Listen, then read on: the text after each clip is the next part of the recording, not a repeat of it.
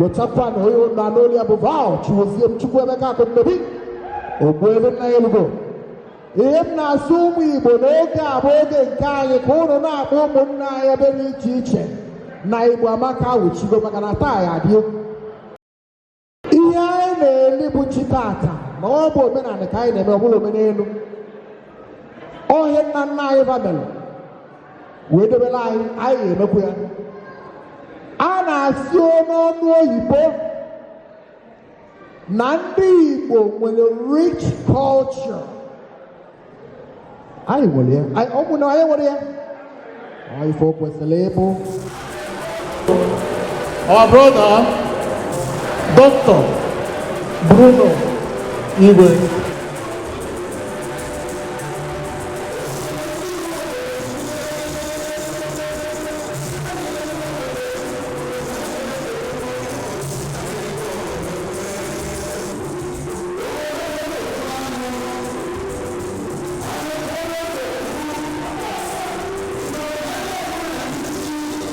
Experience to the high table.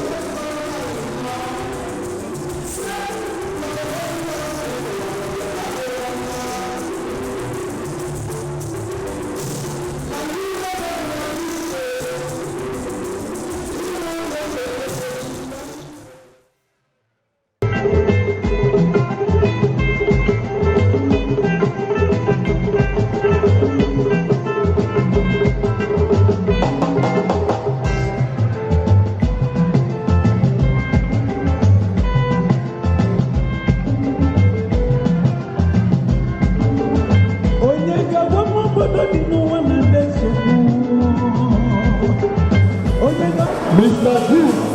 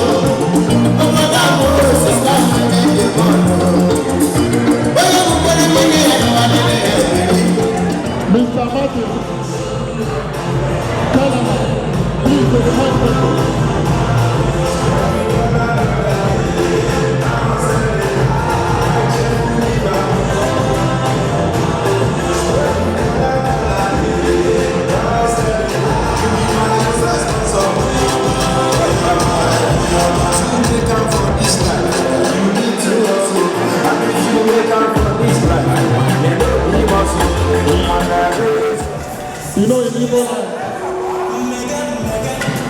that is the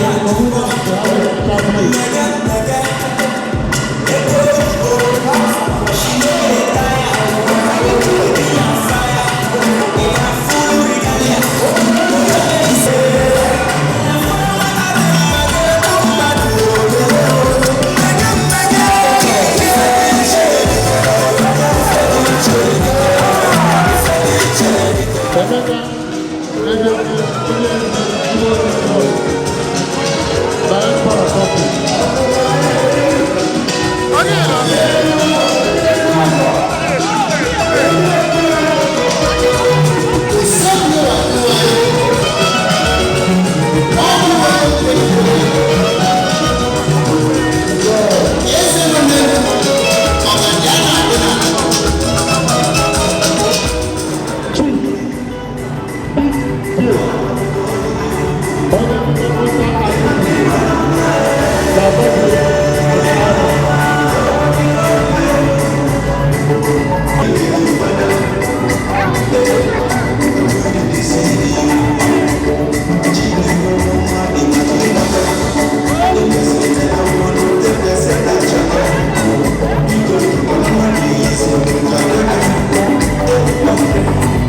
The representative from the Federal Republic of Nigeria, Doctor, who is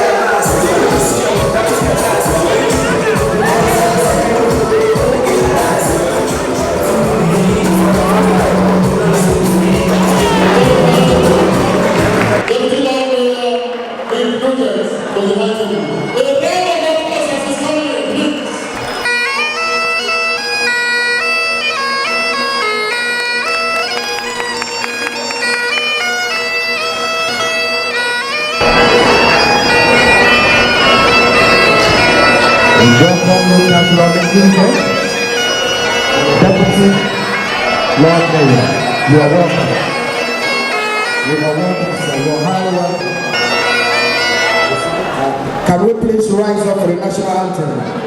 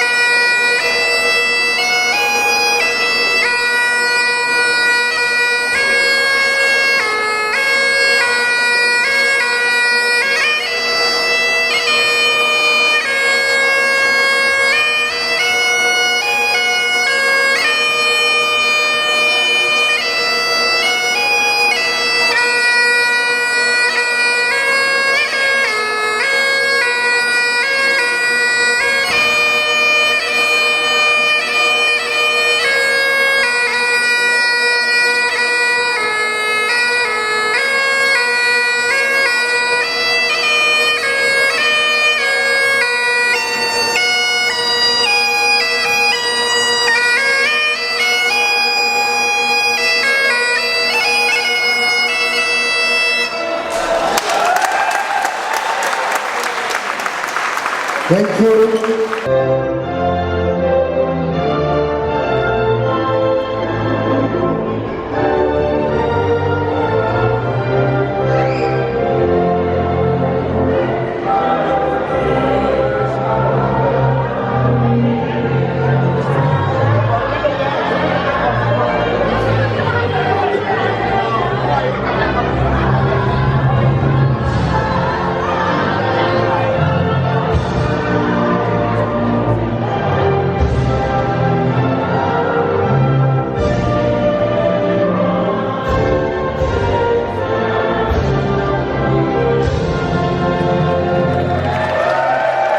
The Lord of Lords, the King of Glory, the Prince of Peace, and the joy of the whole world.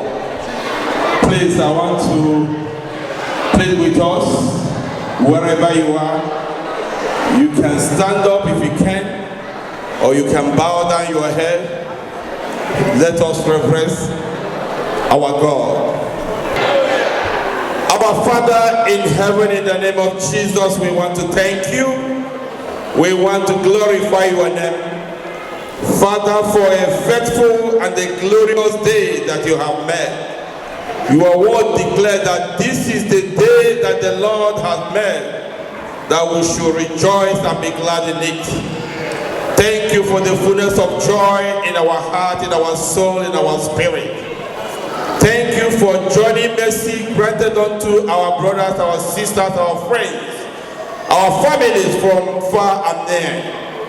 Mighty God, we use this opportunity to return all glory, all honor, all adoration unto you and unto you alone. Because your word said that your glory shall you not share with anyone.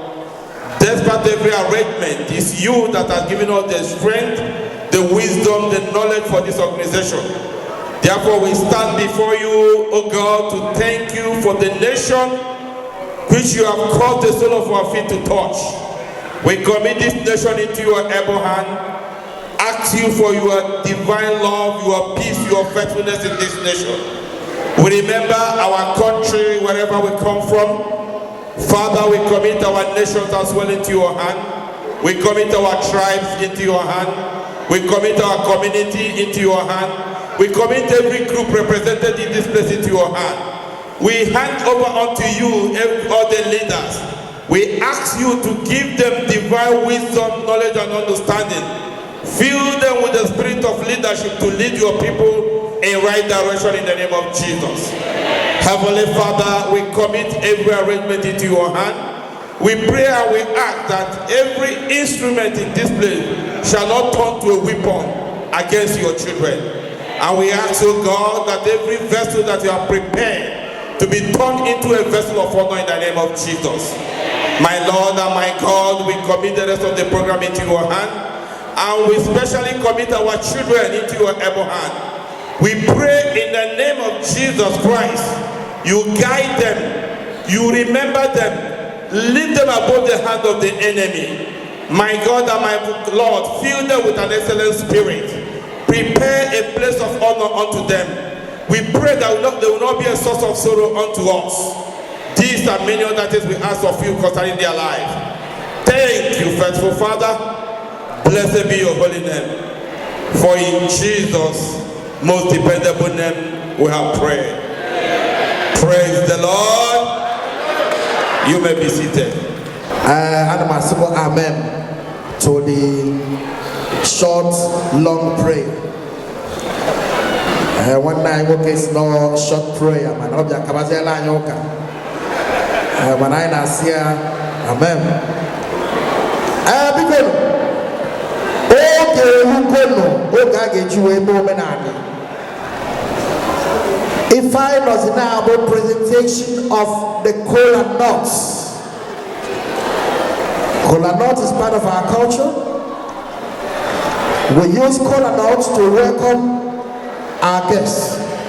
We combine the High Chief, Iyakwazilo Onye Bu, Gidano.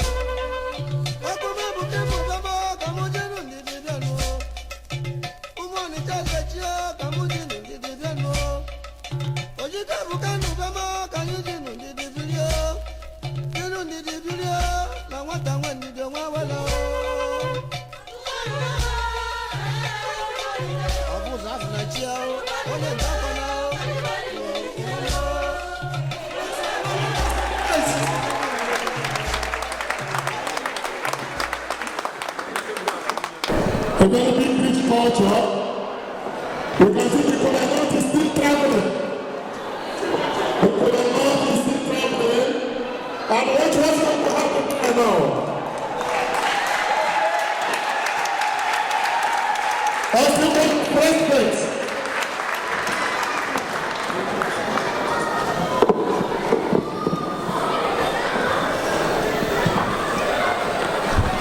Igbo kwenu. Oyi obodo ọbụla ihe ndị ichie n'ụzọ wewere akwụkwọ ndị ichie bụ ọjị ihe eji afọ obodo ọbụla ọjị bụ n'Igbo bụ ọjị a ga-eji enwe mmekọrịta na obi aṅụrị ndị Igbo niile. Biko ndị ọtụtụ bịara abịa anyị na-ekele ụmụ Cork na-ekele onye ọbụla bịara abịa anyị ji ọjị ya wee were na-ekele nwoke ekele nwaanyị. Obu ọmụmụ si ga bụrụ ga-esi na udo ga-adịrị onye ọbụla nwoke na nwaanyị rụọ ọganihu onye niile anyị nwere n'obodo a. Biko ana m agba ka ndị planchi ọbụla bịara abịa ka abịa were gị ọjị si n'ike ha ncheghị n'ọjị. Biko ana m agbakwa mmadụ dị ka Chief Ọsọfịa onye ya wụ ọjị ya from Ọka. Chief Ọsọfịa biko inye aka ka ịwa ọjị a. Biko ọjị a na-erute mgbe ihe niile tebụl niile ma limrik ma gọwe ma dọbli ma ndị ide atọ ma ebe ọbụla onye ọbụla si bịa a ga-ewerekwa ọjị a niile wee wee n'ezigbo ụfọdụ n'ezie tebụl ọbụla ka ahụ onye ọbụla gwa Ọsọfịa nwata ọjị tebụl ọbụla ọjị.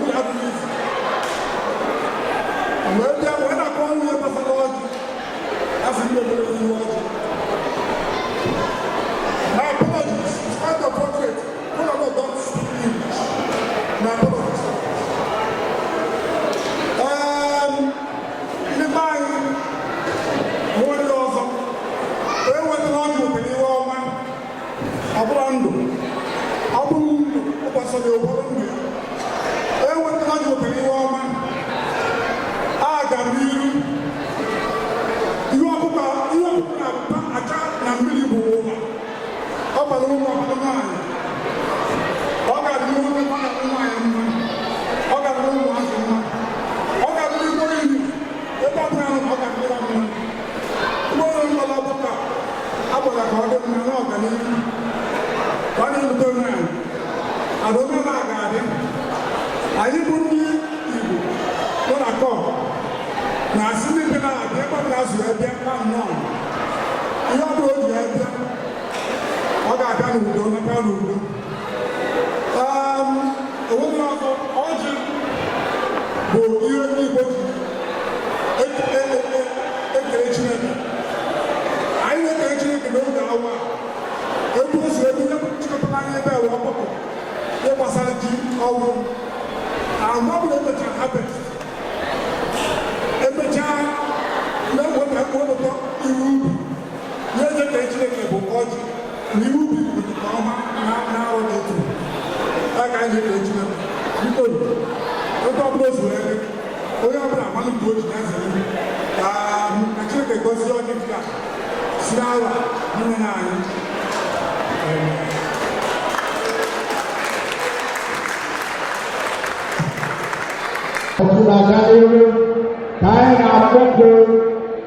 Chairman, a God's welcome address.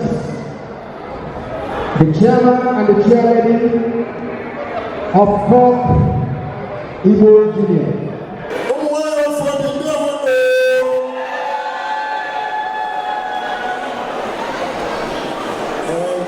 Your Excellency, the Ambassador of Nigeria,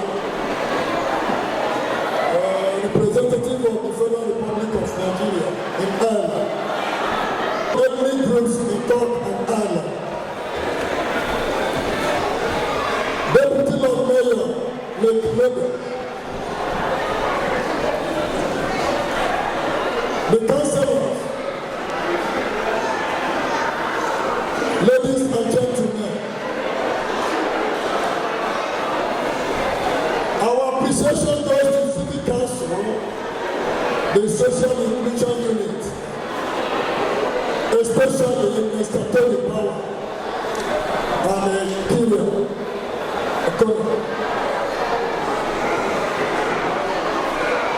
We congratulate the Igbo Union Cork. The members of Igbo Union Cork, both men and women, our past leaders, my fellow executive members, for all the hard work we have put together to make sure that Igbo Union stand in Cork. We appreciate all of you.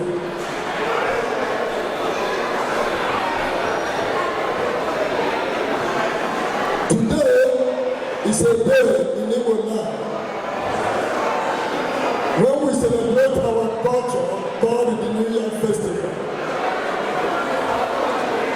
We like to promote our culture both home and abroad.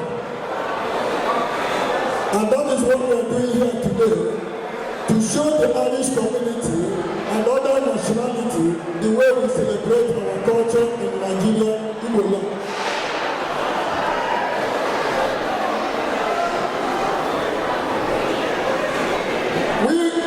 The Igbos in Cork, we are the members, and all the non-members are happy to welcome everyone here today. We hope that all of you will enjoy the day. We are not going to talk so much to avoid putting everybody under sleep.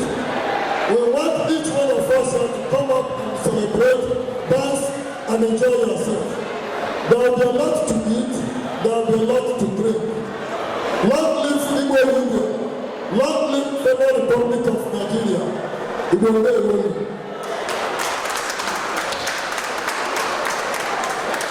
The Ambassador of Nigeria to the Republic of Nigeria and Ireland, the Lord Mayor of Cork, the traditional chiefs, title holders, and the Council of Elders, and all ethnic groups represented here today.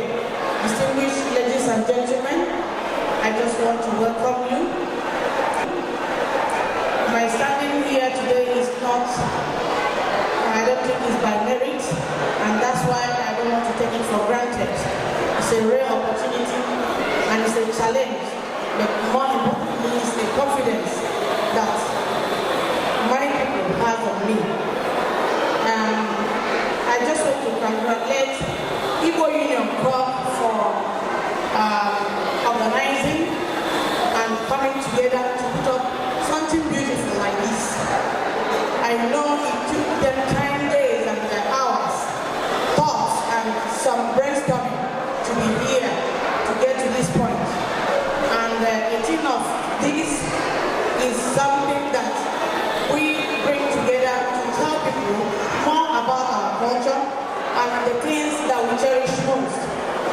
One important thing that we cherish most is something that we are celebrating today, 18 of Thanksgiving. Thanking God for the time we sowed seed and the time we harvested it, which is the image that we are celebrating today. And it is also very normal and important for people to come together and get excited about things that portray their characters and behaviors, and also be informed about their attitude, dynamic values and heritage. And that is why we are celebrating today. I know if I stand here now to speak, I might speak to you tomorrow, but I just want to use this opportunity to welcome everyone that is represented here. If I mention you, you're welcome. If I don't remember you, it's not a neglect, but it's a thing that I just want to say everyone is welcome. And I pray that before you leave here, you will have more things, more reason to come into a gathering like this, especially in Igbo Union Cork. I just want to say you're welcome, sir. Thank you very much.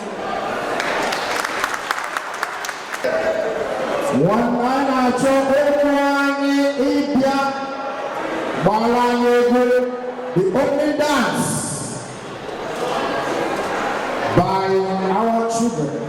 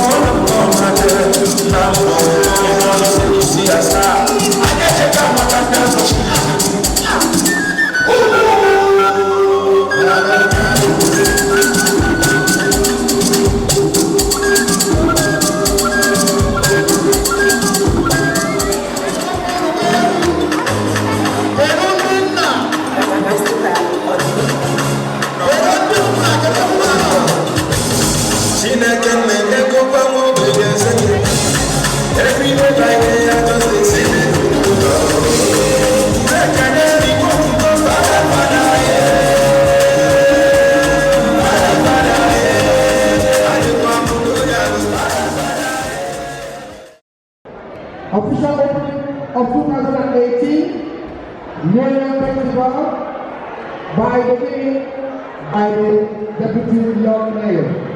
It's a great honour to be piped in here to this event. And I will mention a number of years ago when I was Deputy Mayor, so I'm very delighted to meet you all here tonight on this fantastic occasion. Today is a good day in Cork City regarding events for migrants, and that's and then tonight we have this event for the Igbo community. We're very proud to be launching the New Year Festival. I know it's very important for the Igbo people in Ireland, so I'm very happy to be here. Certainly the most liveliest, best occasions in Cork City Hall that I have been officiating at. Thank you for the welcome, and I look forward to a great night for the rest of it and the rest of the speeches. Thanks a lot. Come on, please. The next one is the keynote address by Chief Greg Romain, former chairman, Igbo Union, Dublin. Permit me to start by saying good day, ladies and gentlemen, all protocol duly observed. And many thanks to Mazi Paul Norton for a wonderful ushering in.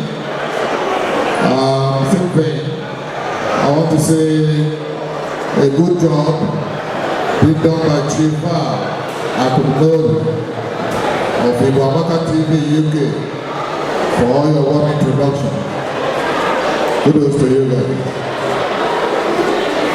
I wish to use this opportunity to specifically thank the entire Igbo Union Cork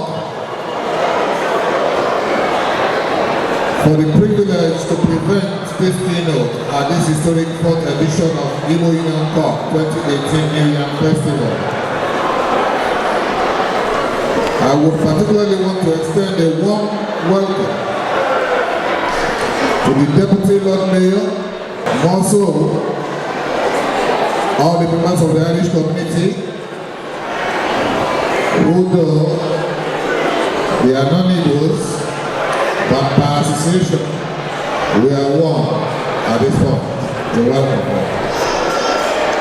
For some reasons, we tend to forget our culture and traditions extend beyond our borders. And that is the key reason why we gathered here today to celebrate this moment. Without knowing that, there's a lot we can learn from sharing our experience with our host nation. So I'm pleased to thank you all for attending this August event. The message we have today is that of optimism to preserve the cultural heritage of our people by coming together to organize the 2018 New Year Festival in the city of Cork, Ireland, with a series of scintillating performances by our women and children. We believe that the memories of traditional choreographic performance and dances of today shall attract and will linger for a very long time in our minds and our memory, and particularly the memory of our children born in Ireland, as well our revered guests. I would love to at this point to make a brief introduction of Igbo Union Cork Island. The Igbo Union Cork is a socio-cultural non-profit organization established in the year 2006 with the primary aim and objective to promote and preserve the cultural heritage of our people, as well as promote a system of mutual support to enable ethnic minorities such as ours to fully integrate into the Irish society. Since the inception of the great organization, it has remained a strong and long-standing promoter of Igbo culture and tradition, and we like to use this opportunity to showcase a series of activities planned to promote the history and tradition of our people in this event of New Year Festival.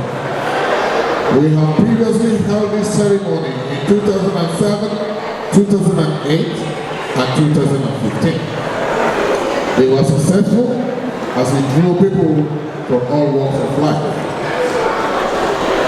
I can remember in some of these events particularly that we have been able to bring in some senators from as far as Nigeria to the Cork occasion. Today, we also feel proud that we have in our midst a notable Irish hosts who come from different walks of life and who we understand have supported this organization and our people one way or the other in their time of necessity and need here in Cork. May I also join our brothers, especially those who are here, who are not yet members of Igbo Union Cork, to plead with them that it is important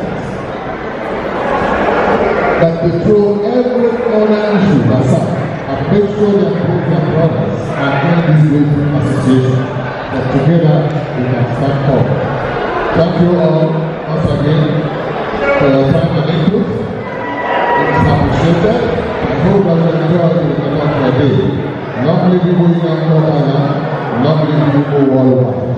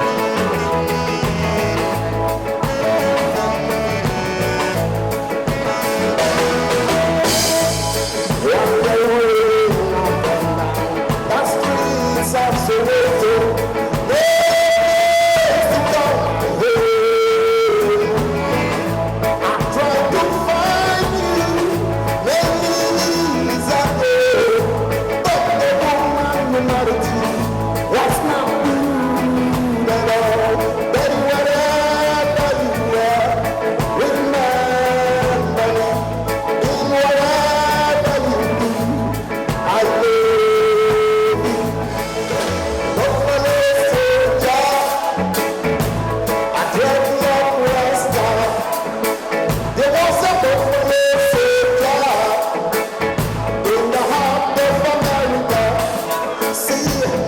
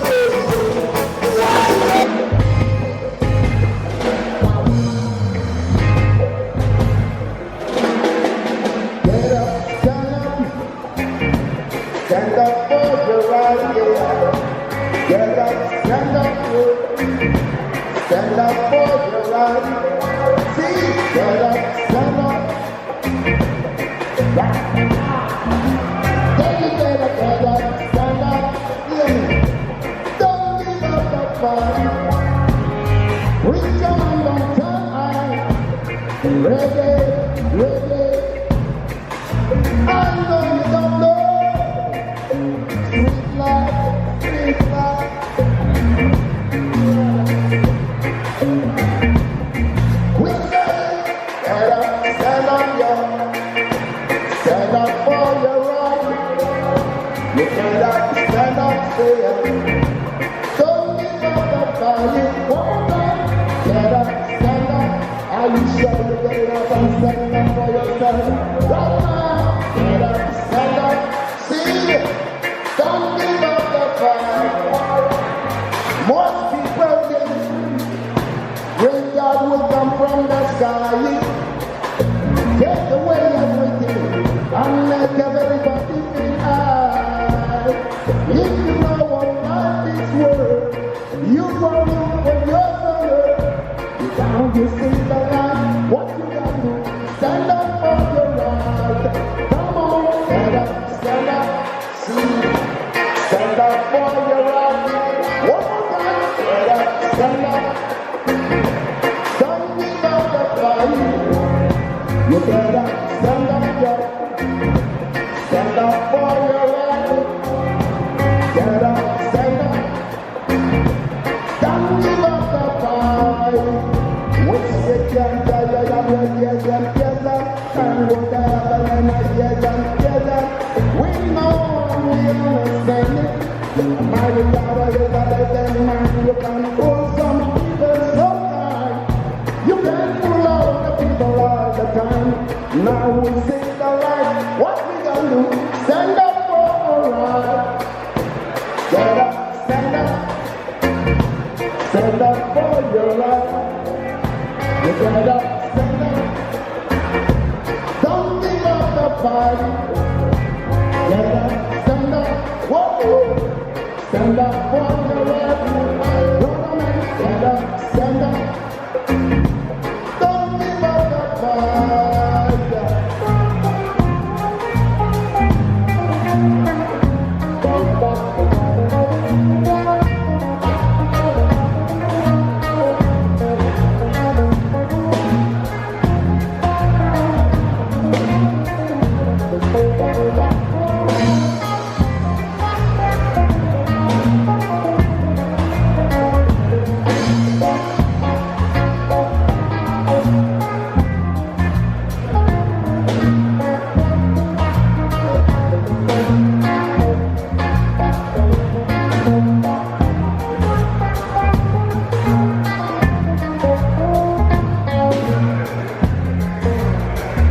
We never give up, see, we never give up the fight. We never give up, I am in the place we can never give up. I talk a man and say we can never give up. I am in the place we can never give up. I come and say we can never give up. We never talk, we never give up the fight, yo. We never give up the fight, we never give up the fight. We never give up the fight. We never give up the fight. Warrior, warrior, warrior,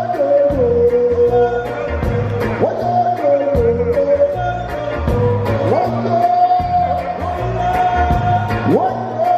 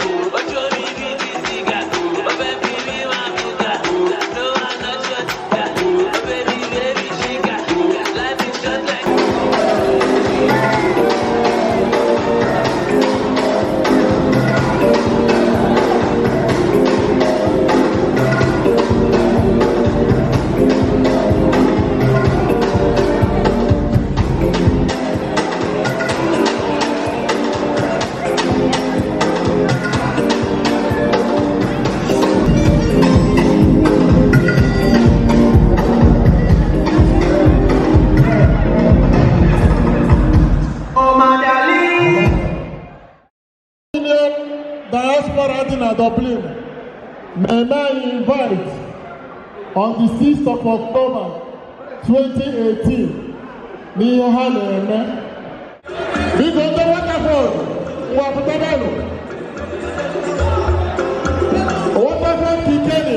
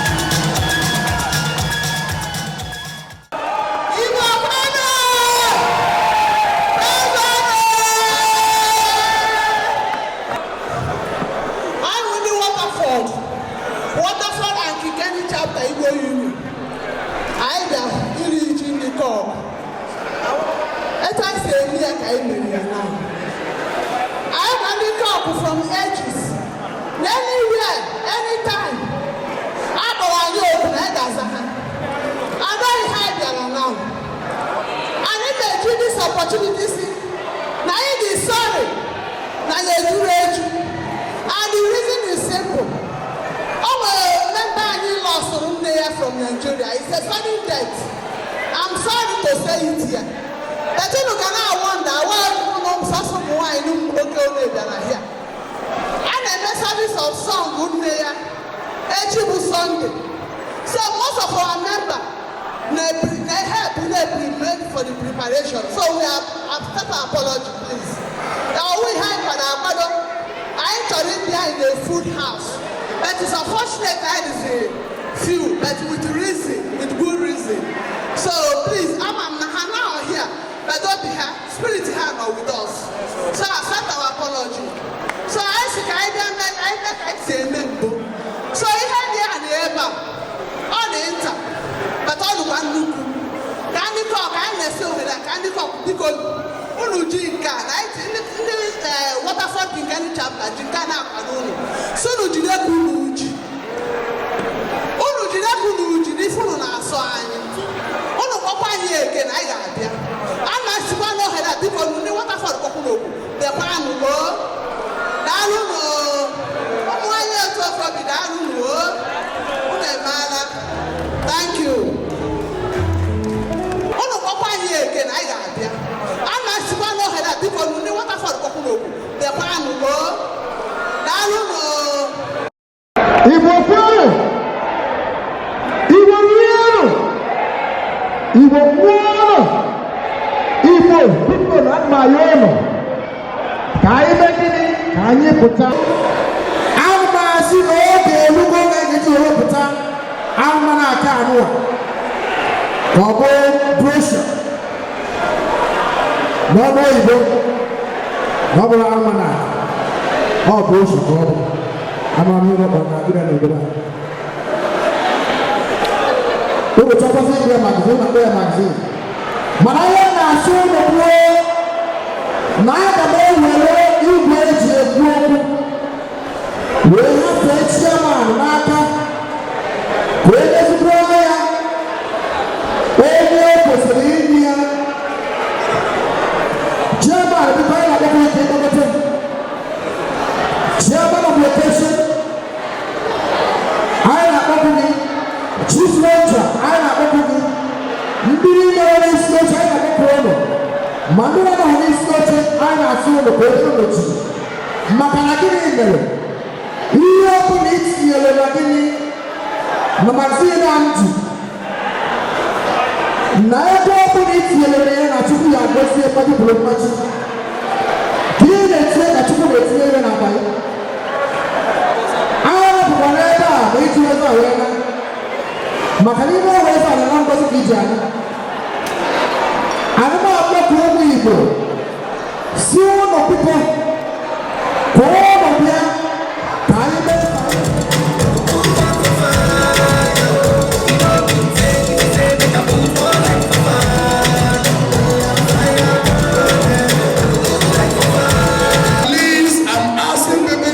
to join the Igbo Union Dublin. We have outline member of Igbo Union and they always there for us. Please, people from Waterford, can you join us? And before then, I want to ask the mayor of Cork to talk if I say something. That's the respect from where we come. Thanks everybody, it's been a great evening. I've had a fantastic welcome. There's an offer to get flowers. So, no, it's been brilliant night. And thanks very much to the Igbo Union and everybody for welcoming me here tonight. And I hope to see you soon and I hope you have a great night. I look forward to meeting you again in the future. And thanks everyone for coming. Thanks a lot. Thank you. As a chief launcher of this event, I am happy to be here. My Onyendu Chief Emeka Agency and I want you to be here, please.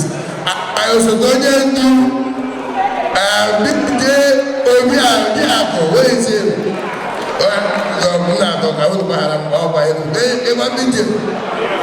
On the way, and the wife can come up front to represent the honor, please. And I have some chairman of Waterford. I will leave Waterford. Ogo is my chairman, my man. And Bruno. And all the people here, Chief Jude, chairman of Idato. And Chief Odebenam and Evelynus, and Greg. I respect all of you in Jesus' name. I'm supporting this event with some of 500 euro. I want my audience to talk, please. Igbo Kalen! Igbo Mon! Igbo Son! On behalf of going on Dublin, because I'm making look open up the what is the man already about today? Now for Madam, no, and now forever. All you do now for as a click on man, but I don't know. It's the corona thing about corona was you know. If the animal, oh, you know, I don't know about that. If I went to our moment, the men are and I'm asking you to do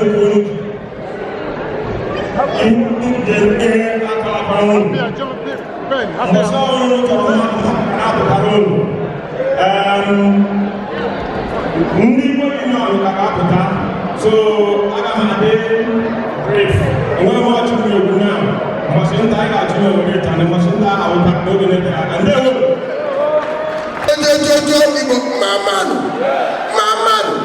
Because of the time I want to put the war, because I'm watching what time. Nay, God, good evening, but look about money, say. Well, you but I go to grow where I am, and I want to pay all to all our watching one time. Because I'm the best. Cha, you were good.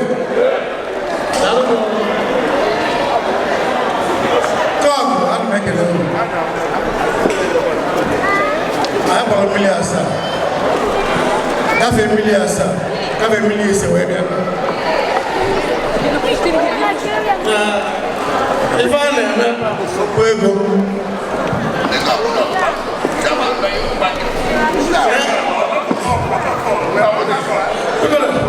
I ask you, thank you, good. On behalf of yes, I'm allowed to ever with some of 100 euro.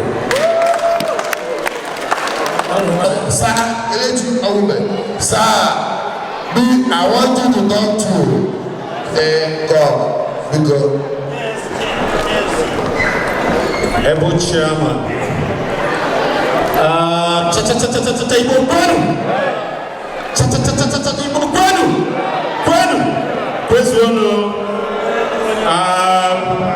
Because Ekenekamge, Chief Launcher, Chairman of the occasion, Ekenekamge, Deputy Mayor, City Council, huge appreciation, and our colleagues. We thank you.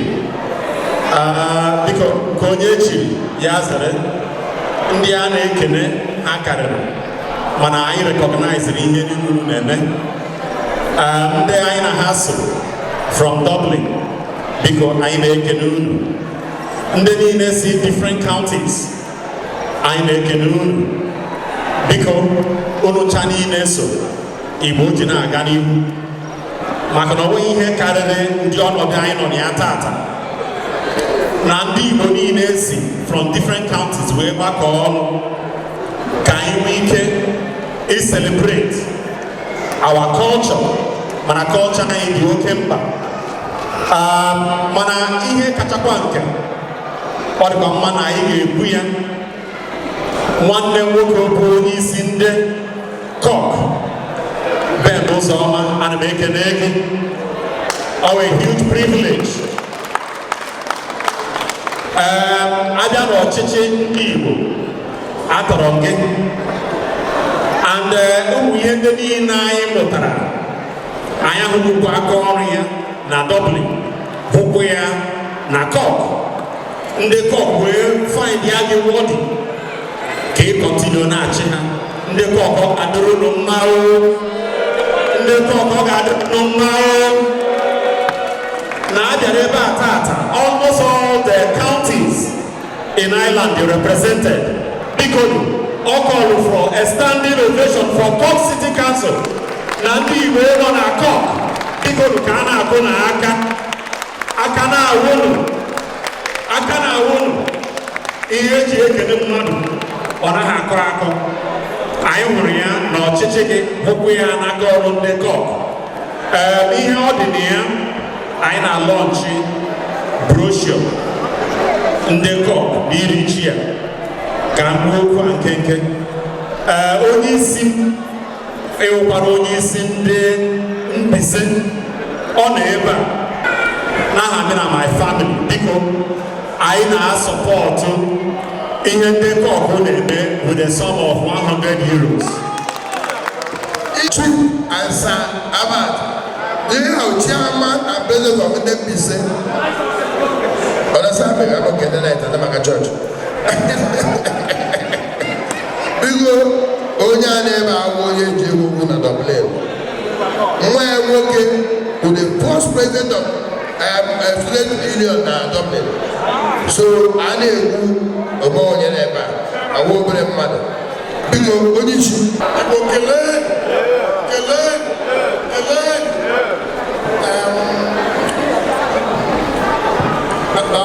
dagunu nwanne anyị nwoke bụ Sakilesi ojigo aka ya were bọọla ebepụla ezinụlọ n'ebe kama na isi ehi adịghachi achọghị ụkwara obere oge ya ọdaa obere anyị dị na ọdara ụmụ ahụ atọ ebe onye isi ndị Mbaise na Dublin. So aga m eji ohere a wee kelee nwanne nwoke Ben Ọzọma, ndị ezekutiv ya na ndị Cork niile, ụmụnne na ndị spọtụ na ndị ike nyere ebe a. Chukwu gozie unu niile n'ofu. N'aha ndị Mbaise nọ na Dublin, aga m eji ọnụgo n'iru wee lọnchi ya. O rukwere na nke ndị Dublin, Igbo Union Dublin. Onye isi anyị bụ Chief Emeka Ejesie o rukwere ma ọ ga-ekwu ụka anyị ga-enyepụ ya nkwado ka esi eme ya. Igbo mekano chọpụta ya tụkwara gị mma. Biko pawa ndị Cork nyere m achọrọ m ịkpọ ọ fọrọ mmadụ abụọ mmadụ ise abụọ ka ọ fọrọ n'aka m.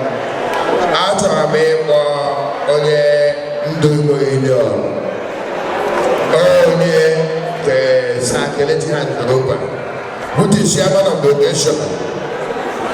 My Chief Greg because I am also chairman of this occasion. Because I am actually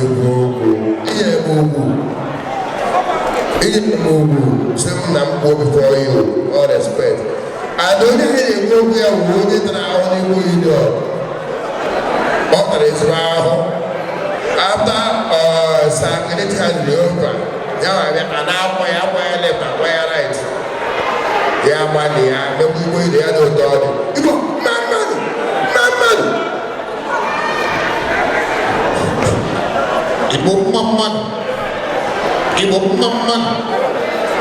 Igbo where's your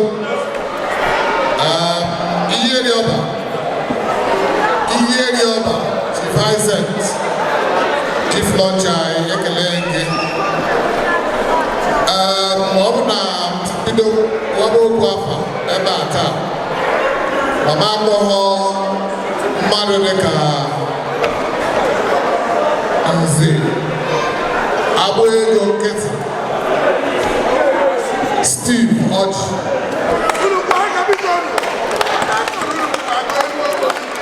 Man, if I better, I got to open now. Organigo, we all know that. No Buddha, he can't a ball when I did desire and I try to. Woman called the Madonna Steve Hodge. I'm this year now. And as now, over Sunday morning, I got Steve Hodge in the same way. Now recognize one thing and Steve Hodge because me okay in Kokwa. I would not make a line and Cork after Owu. Ekemengi. ọ na-eme asụ wee na-emega wee na-alụ ọgụ mgba egerekwa na akwụkwọ nri ka ada dị ọra mma isokwa anyị were nọ n'ọnọdụ jikọta oge ahụ emechara asọpụ okwu mana kịta ọrụ ka ị na-azọ chịkọta okwu ebe ịsọpụ oziri ịnọ ọ dị mma na-esara anya na mmiri ka ị mara ebe ị na-azọrọ okwu maka agaghị ike nke ezite nke abụọ na agataghị mma na asịrị na-asị irugoro ebe anya ọfụma were mara ebe ịzọpụ isigbo otu a wee na-afụta chairman m na Anambra Nze Van Eze iso na ndị chigoro Igbo Community Island gị na Steve Ọdụ sikwa wee lụdị wee na-ekele gị wee na-ekelekwa ihe niile na ọtụtụ ndị Cork maka ka o si akpọtụ na Dublin taa ka o si akpọtụ na Cork mgbe ọ bụ mana ife m na-achọ ka ndị mmadụ marụ bụ na otu ọbụla onye Igbo si eme ebe ọbụla onye Igbo nọ otu aha ka onye Mbaise si eme ebe ọbụla ife onye Mbaise ebe ọbụla onye Mbaise nọ onye Mbaise adịghị ezu ezu na ya nọdụ ihe ọbụla a na-eme ị ga-afụ onye Mbaise ka ọ ga-esoro na ya ada osoro obere onye n'isi ihe ndị na-ekwu ihe atọ abụ maka gịnị n'obodo ndị bụ na a na-ekwu okwu mgbe ọgwụ ọ sị na Mbaise eme wee si ya na ọya Igbo mere maka asịsị bụ onye Igbo bụ onye Mbaise onwe onye a ga-ahụ iche ihe ndị na-ekwu ihe abụ na gịnị na onye Mbaise na-achị Cork taa were weta udo were haziere ndị Cork wee na-achụ na ndị chịrị Cork bụ Cork hasara ọ bụ onye Mbaise ọ na-afụnụ ka anyị na-ekwu so biko ka ị na-ekwu ka isi ekwu ikwuo nke Mbaise mere ikwuo nke Mbaise ka o mere ọfụma biko ka ọ kwụsị ịhụ anyị na-agha onwe ya ahụ biko n'agbanyeghị nke a ihe nyere ihe ahụ brief history ebe a owu ọkpọkọ ama ebe ihe na mgbe mkpọrọ mana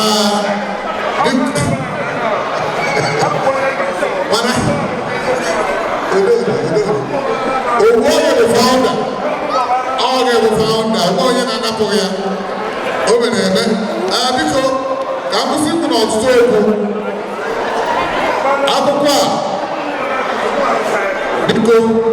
akwụkwọ anyị ji n'aka ihe na-asị bụ na mụ na ndị be m biko ga-eji 100 euro were megoro ndị kwado ndị Cork na akwụkwọ biko udodoro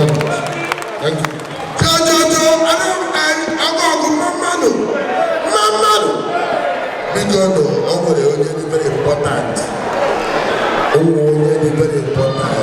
as no nwere African shop na this Cork ana ihe o mere adịghị izu o mere aga na chọọchị na-abụ tait gbasara isi otu bete ihe mere ndị Igbo ụmụnne gị bụ ihe dị mma ka m bido okwu ị bịara ịkpọ afa ịkpọrọ afa m ị kwesịrị ịma afa m maka na ị na-agba afa ndị ọzọ na the chairman of the occasion bụ nwanne anyị nwoke n'ebe a si na ahụ ndị Mbaise bụ ihe ojikọbere Igbo ọnụ na Cork ọ bụrụ eziokwu ịdara ya uche ọnụ n'ebe a uche ọnụ nọ n'ebe a enwere great men of this very Cork this very place ma otu Igbo Union si bido mmakwanụ otu esi ekwukwe Igbo Union wee ruo kịta anyị ka nọ n'ime ya ana emezibe maka isi emezigo n'ịtara ya gee ntị ka m gwa gị Ben Uzoma have done a great job this very time but anyị ka dewere ya na anyị ka ga-afụ wee dozie Igbo na Cork anyị nwere great people here anyị kwesịrị recognize mụnwa bụ uche onye ọ na-ekwu ya enwere mmadụ ka Wilson Okafor enwere mmadụ ka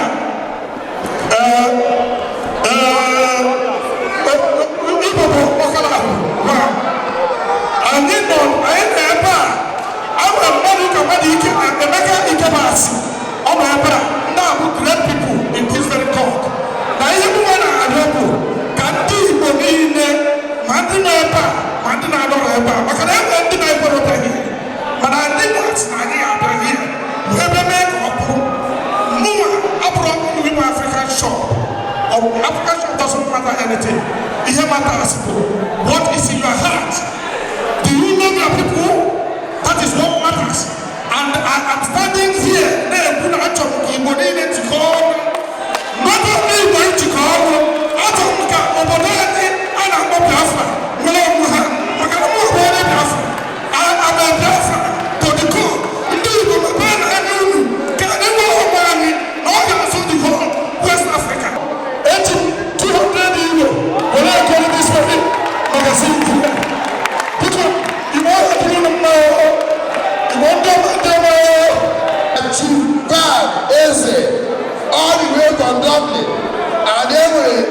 people from Dublin also is one of the executives of Anambra. There were a lot of executives of Anambra that are here, and I want the chairman to talk. Cha-cha-cha, Igbo Kwen! Igbo Kwen! President. That was Agaraka. Igbo of hey, Ebabelu, Odogu, Kerebu. Maka na anyị na ndị Cork adịga na 2017 ha nọ na Dublin wee bịara bịa ndị Cork na n'afọ gazi na Ebabelu udo a sị na ọkụ a ga-enwe na aka ha ebubu ya. Ana m asị ndị Igbo ọ ga-adịrị anyị na mma maka na enwere m onye akụkụ na-eso m nke e karịrị so wee dute m ebe a n'ụbọchị taa wee were sị anyị ga-enye ụlọ ababa envelopu a ụlọ ga-aga n'ụlọ akụ biko na-agbanakwana ofu onye ezughị ịga n'ụlọ akụ ụlọ ga-enwe difensi biko ihe ahụ n'aha ndị Anambra Steeti ka na-eprezent dis chek anyị na lọnchụrụ biko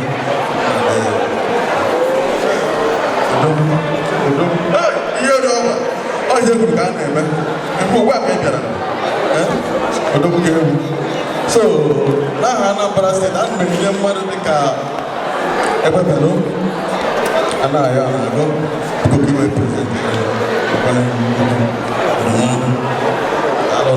biko ebe uche wee na ike nsi fụ anyị na-ekele ụlọ agbanike ibe niile na-aga na onwe the Hyman had a lawyer Chief Hyman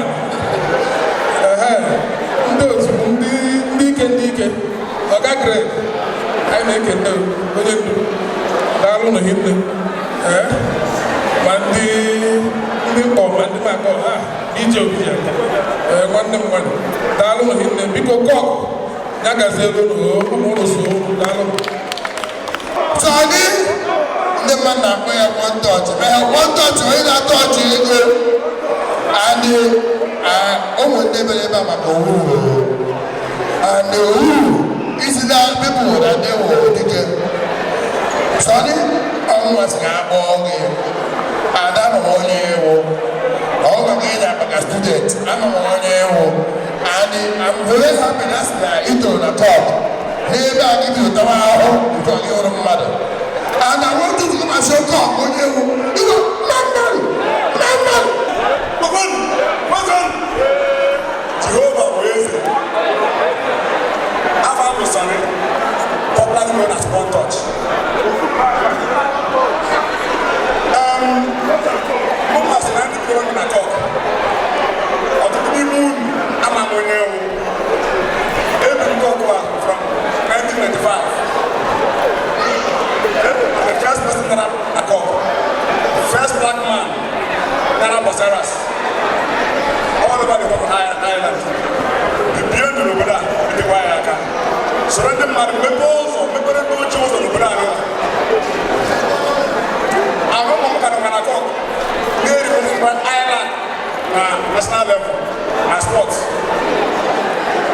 omen m ụtọ mana akpara Cork taa the last 12 years abịa Cork na akpara Cork taa bụ efuzi ụzọ o nwere mgbe ọ na-abụ abịa na Cork owuru ha dọtara anyị n'obodo a ọ na-abụ ha afọ anyị a na-asị ebe a ga-esi mfe onye a mana owuru bụ enyi m nwoke ama m owuru from Thailand mgbe ahụ anyị nọpụrụ ebe ahụ owuru ha na ọgbọgbọ mgbe a na-ekpechara ọnọkpa echọrọ ọnọkpa anyị nwara na guest house ha nwara ebe a na-akpọ Jewish Tower ilekwa iru ọga Jewish Tower goes there na Thailand ịgasị ndị ebe asị owuru ha na echọrọ ha anyị na-eze ha ezi so ka m ghara iteke much of your time biko I'm not sure ha biko Bruno Igwe chairman of the Talk Igbo Kwen ndị Cork nọ n'ọbụ ndị Cork Kwen dị m ụtọ na anyị bịara Cork taa. About 1 month ago, ndị Igbo bịara Cork for the wedding of our beloved brother and the wife. And ihe ndị Cork mere anyị obi dị anyị ụtọ. Unu wezikwa anyị ka anyị bịa taa.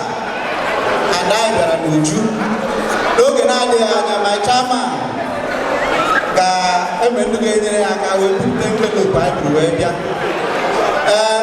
But before that, ana m ekele onye isi ndị Cork, Ben, ị na-agbalị. The chairlady ndị Cork, ụmụ nwaanyị ofe obi, ana m ekele unu. Unu dị very magnificent, ana m ahụ unu. Onye isi ndị Waterford, aka m dị n'elu. Ndị Limerick, ana m ekele unu. Ndị Anambra, ana m ekele unu. Ma onye ndu Emeka, ana m ekele gị. Osote onye ndu Big J, aka m dị n'elu. Ama ndị ndu emeritus, I'm humble. Biko, dịka Hyman si wee ịma awụ nwa ndị nkuzi bụrụkwa nwa legal advisor, ọ bụ enyere anyị ka anyị na-eri anyị emego nke anyị na-eme nke anyị na advance. We've done our own in advance, but that notwithstanding, ana m agwa unu that anyị ga-eme ọzọ n'aha ndị Ide atọ, ekwe n'aha ndị Igbo Union Dublin Diaspora n'abalị a. And by the time anyị mechara, unu ga-adị happy. Na-agwanụ nke ahụ, emenye nyeburu ndị Cork, and mụwa ga-atọpụ ya up with 50 euro. Thank you. Ọla na ndị Dublin ahụghị ndị bi na village. Anyị na-emesi ihe ike. Igbo, kwesịrị n'ike. Biko, ana m akpọ onye chọrọ ịgwọ ndị ahụ onye eji aga mba. Onye eji aga mba. Onye ahụ onye ọ na-ebuchi m. Ọ nọdụ ya ga-apụrụ ya ọnọdụ onwe ya na-eme akpa obi. Onye a na-ekwu okwu ya na-eme eme. Ihu ụmụ ya kacha ya ogologo, ọ dị mkpụmkpụ. Onye a na-ekwu okwu ya wụ Chief Jude Igolo Tawa Ide atọ asị hoo uru ụmụaka ọrụ eji aga mba debu ọ na-ekwu okwu, ọ na-ekwu onye isi na-ewu Haima ihe dị ọba, ọ ga-adịrị gị mma. Cha Cork kwen, Igbo kwen, Biafra kwen, Nigeria kwezuo.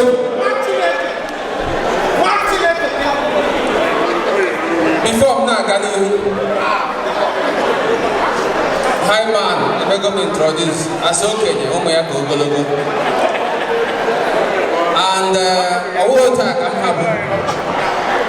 Ọwụ ahụ meziri m na-ashịrị. So ahụ maka wụjiji, ahụ a na-ama m jiji, achọrọ m ka ụmụnna m bịa m n'akụkụ. Ma emegodo si ebe a daa asị n'ọhịa ọzọ. Biko ụmụnna m n'ebe a awalite ebe ị nọ. Uju ka ebe ị nọ. Ọchịagha, biko bịanụ m n'akụkụ gị.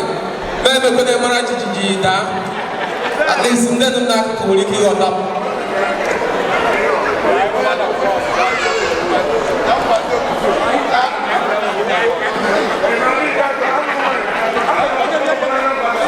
Ụnụ ahụ na ya.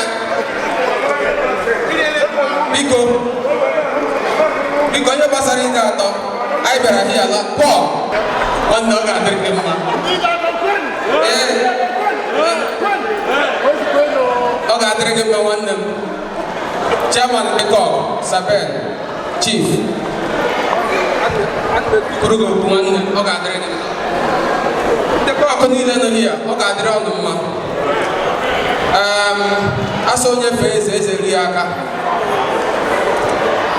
Eji m n'aha ndị Ide atọ nọ hịa na ndị ka na-abịa n'ihu dute ọrụ ma ọ bụ ọda commitment anyị jikwere ha ebe ọzọ. On behalf of myself and ụmụnne m niile nọ hịa, anyị sị ka anyị were ngozi butere ọnụ ebe ọbụla ebe unu na-etinye ego broshua Chineke gọziere ọnụ ya tụkwasịrị ọnụ ya ngọzi ka ngọzi n'aha Jizọs. On that note, ana m ewere the sum of 100 euro for me and my family were launch around this brochure. And ọnụ makwa na enwebugo ka anyị mere.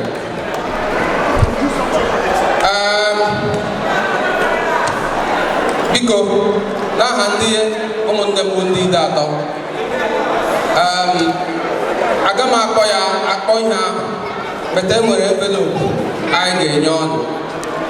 Envelope ahụ ụnụ gawa, ụnụ chọrọ ndị sekuriti, ahụ ụnụ na-enweta sekuriti dị chip, aga m arụ ya, aga m esonye ọnụ n'azụ, bikos ha mere na onwe ebuola na m na-ebu anya ọnụ, mgbe ụfọdụ ana m ebu arịta ya bụ nso m ga-esoro ọnụ n'azụ. Ọ ga-adịrị ọnụ mma. I'm on microphone. Thank you very much. I'm calling Igbo.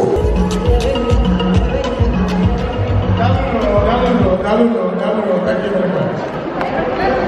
Igbo started 2015. Igbo started. Because it's a good cause for our children, our teenagers.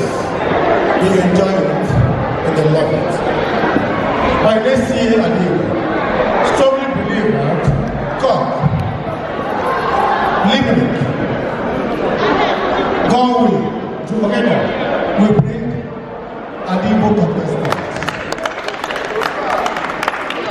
Chief Osofia.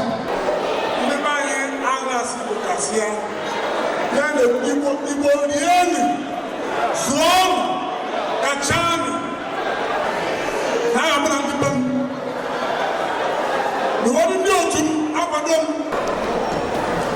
Biko, ana m akwado ihe ọgụ 200 euros. Chief Douglas, biko bịa ga-ewe anyị okwu.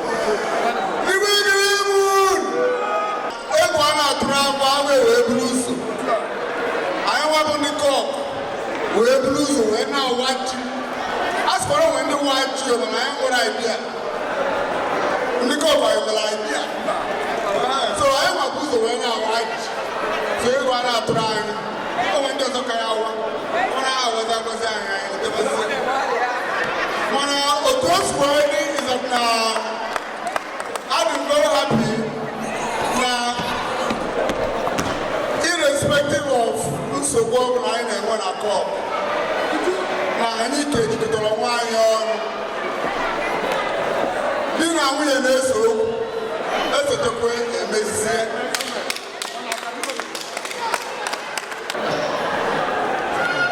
Ụwa wee na-aga ebe ọbụla onye nwere esemokwu, ịma na ibe ọma adịghị ya.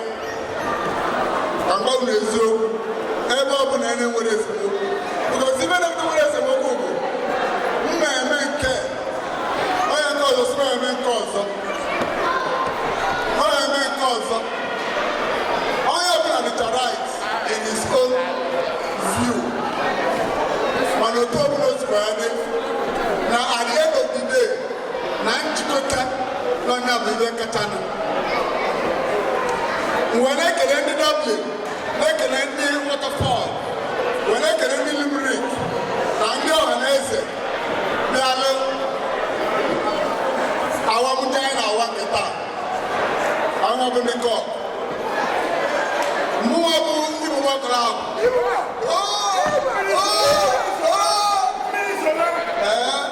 ejiri m echi. A sị m na mma sọpọtụ ndị Cork, nke na sọpọtụ ndị Cork sọpọtụ kwa onwe m. So a sị m ka ntinye ibe na-eme, ọ ma eji 200 euro wee na-asọpọtụ ibe na-eme.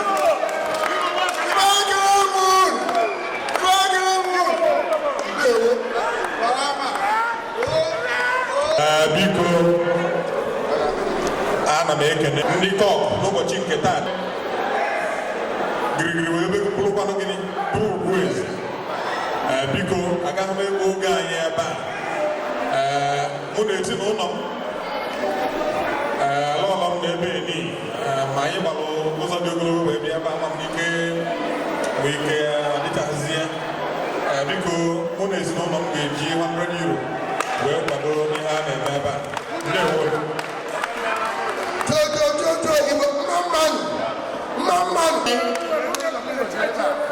biko nwanne m nwaanyị chọrọ ikwu okwu si na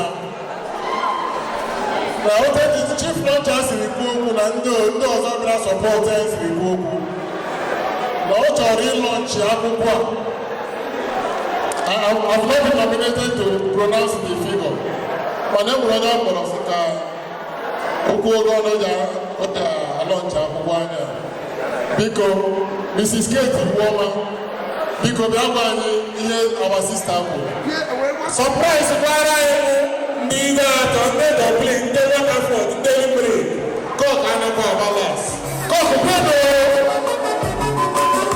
ije ọzọ ibi ọ dị na Bible have you seen my baby baby something to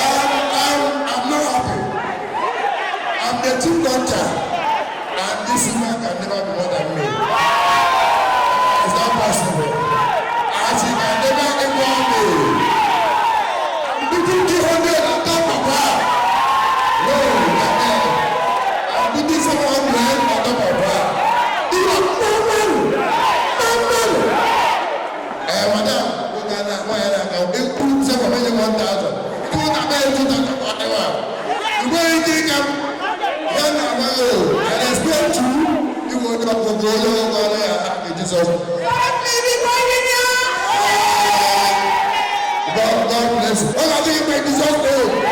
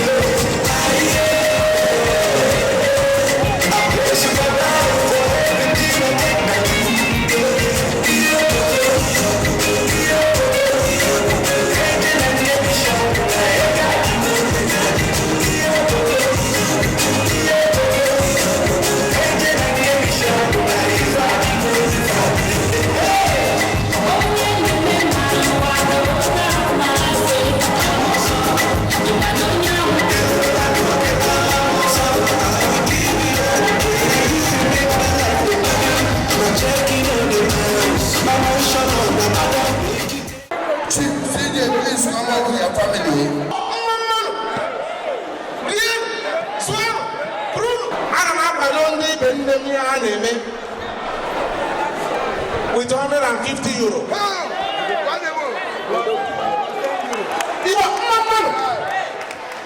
Igbo, Galan!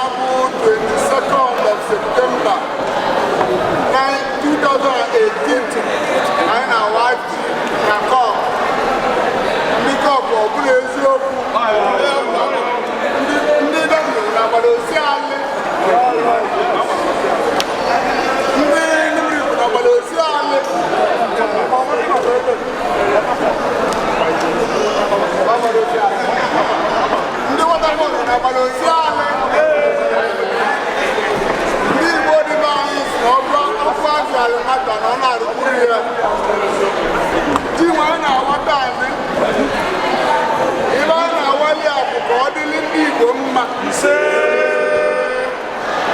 ka ọ dịrị ndị Igbo Cork mma ọ dịrị ndị Igbo Dublin mma ọ dịrị ndị Igbo Port Harcourt mma ọ dịrị ndị Igbo Limerick mma ma ndị Galway ma ndị Laos ma ndị Belfast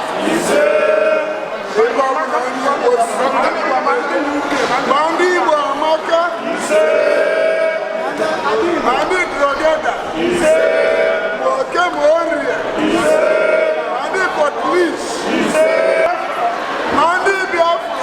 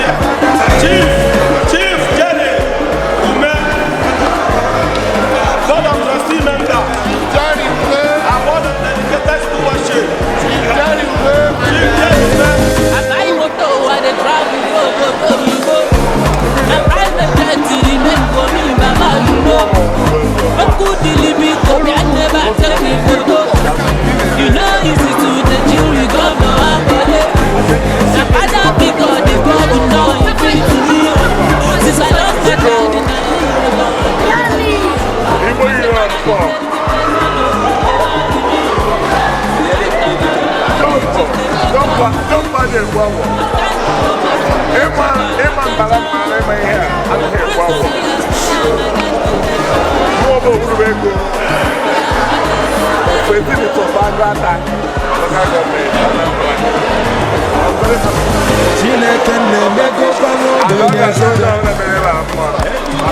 Mr. Ifeanyi Onagui, the outstanding Board of Trustees member, dedicated to worship. Living large, I get them just for my ghetto.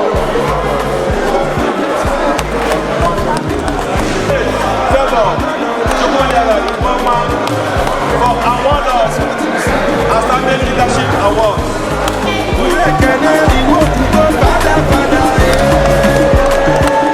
Igbo Cork, only 7 members today, Karakuma. I award, outstanding award, outstanding leadership award, presented to Igbo men, Ozoma, Omono Eba Yaba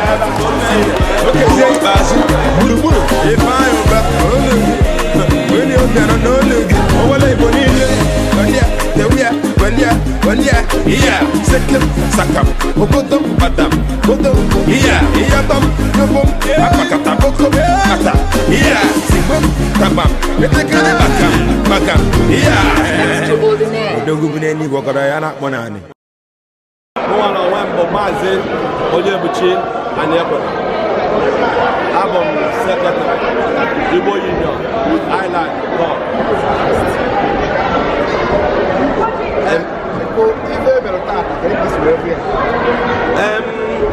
Obi bụ ma ezigbo nlekwute aṅụrị.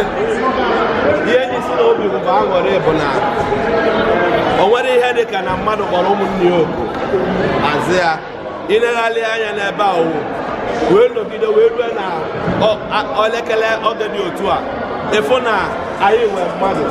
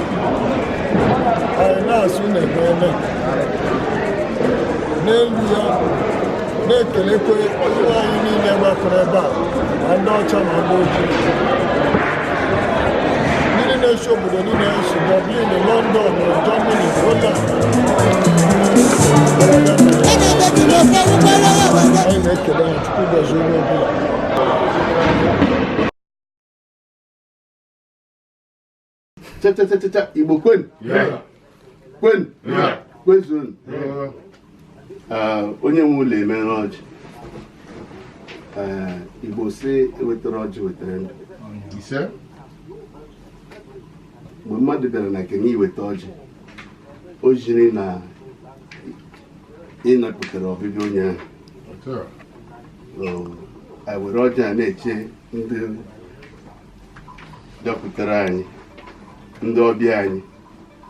Igbo amaka, anyị na-asị ha nnọọ unu abịara ole. Na mbụ ka anyị chọrọ ikelegide unu na ọbịbịa ka unu bịa ịbịa bịa soro anyị kwado ihe anyị na-eme, ihe anyị nọ na-agbagharị kamgbe echi wụọ iji ihe eji mara ndị Igbo. Anyị nọ na-agba ka ụkụtụ ka ehihie iji wee wepụta aha anyị wee mee ji ọha omenala Igbo otu esi eme ibe anyị si wee pụta wụ n'ala Igbo a na-asị Chineke nke bi n'eluigwe anyị were ọjị ka gba echere n'ihu wee na-ekpe ekpere na-asụ onye nwe anyị Olise bi n'igwe ka ọ bịa nọnyere anyị ka ihe niile nke anyị ga-eme echi na-abịa abịa ka ọ bụrụ ihe ga-aga n'anya anyị. Udo ga-adị, ịhụnanya ga-adị, ọ ga-enwe ihe aghara n'ime ya. Ihe ka anyị na-arịọ onye nwe anyị ka o mezuoro anyị, na-asụkwa anyị ka ọ nọnyere anyị ka mgbe anyị na-ebi n'obodo a ọganihu ka anyị ga-enwe. Anyị na-asị egbe bere ugo bere, onye si ibe ya ebere nkwu ga-akwa ya. Ọ ya na nna buru ụzọ fepụ gagachi ibe ọ ga-edo, onye eke hụgorele nga ọ bịara ibe ka o bere ya ma kwa ọrịa ọnọdụ. Onye nwe anyị gọziere anyị ọjọọ ka anyị tatara ndụ tara anyị isi ike ka anyị na-arịọ site na ahụ ọkpara Jizọs Kraịst bụ onye nwe anyị. Igbo pen person m na-ebinye onye ọbịa nọ n'etiti anyị ugbu amaka ọjị. Ọjị eze ga-eze n'aka. Daalụ nwanne na-edigo m aka. Onye ọbịa anyị onye nwe ụlọ otekwere kele ihe awụ mmanya ọkụ ihe anyị ji elofe ọjị ahụ anyị tara mana atọ ọjị anyị enwe ihe eji elofe ihe na-eto wetara mmanya ọkụ na goodesi anyị were lofe na-asị Daalụ nwanne m. Ya ọ dịghị n'aka na nne. Otu aka nke anyị nakwa asị onye nwe anyị ya gọziere anyị mmanya ọkụ ka anyị ṅụọ nwụta ndụ nwụta ahụ isi ike. Mmanya ọkụ na-agaghị egbu anyị egbu, anyị ga-aṅụ akọnuche anyị nọrọ anyị a na-asụ ka ihe niile na-aga n'anya ya site n'aha ọkpara ya Jizọs Kraịst bụ onye nwe anyị. Amen.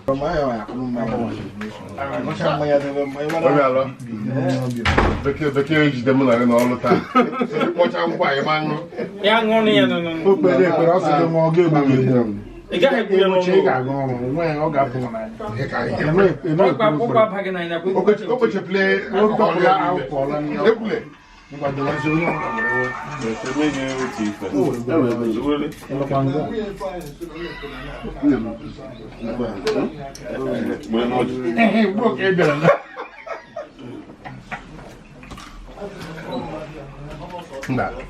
cheka nwere ose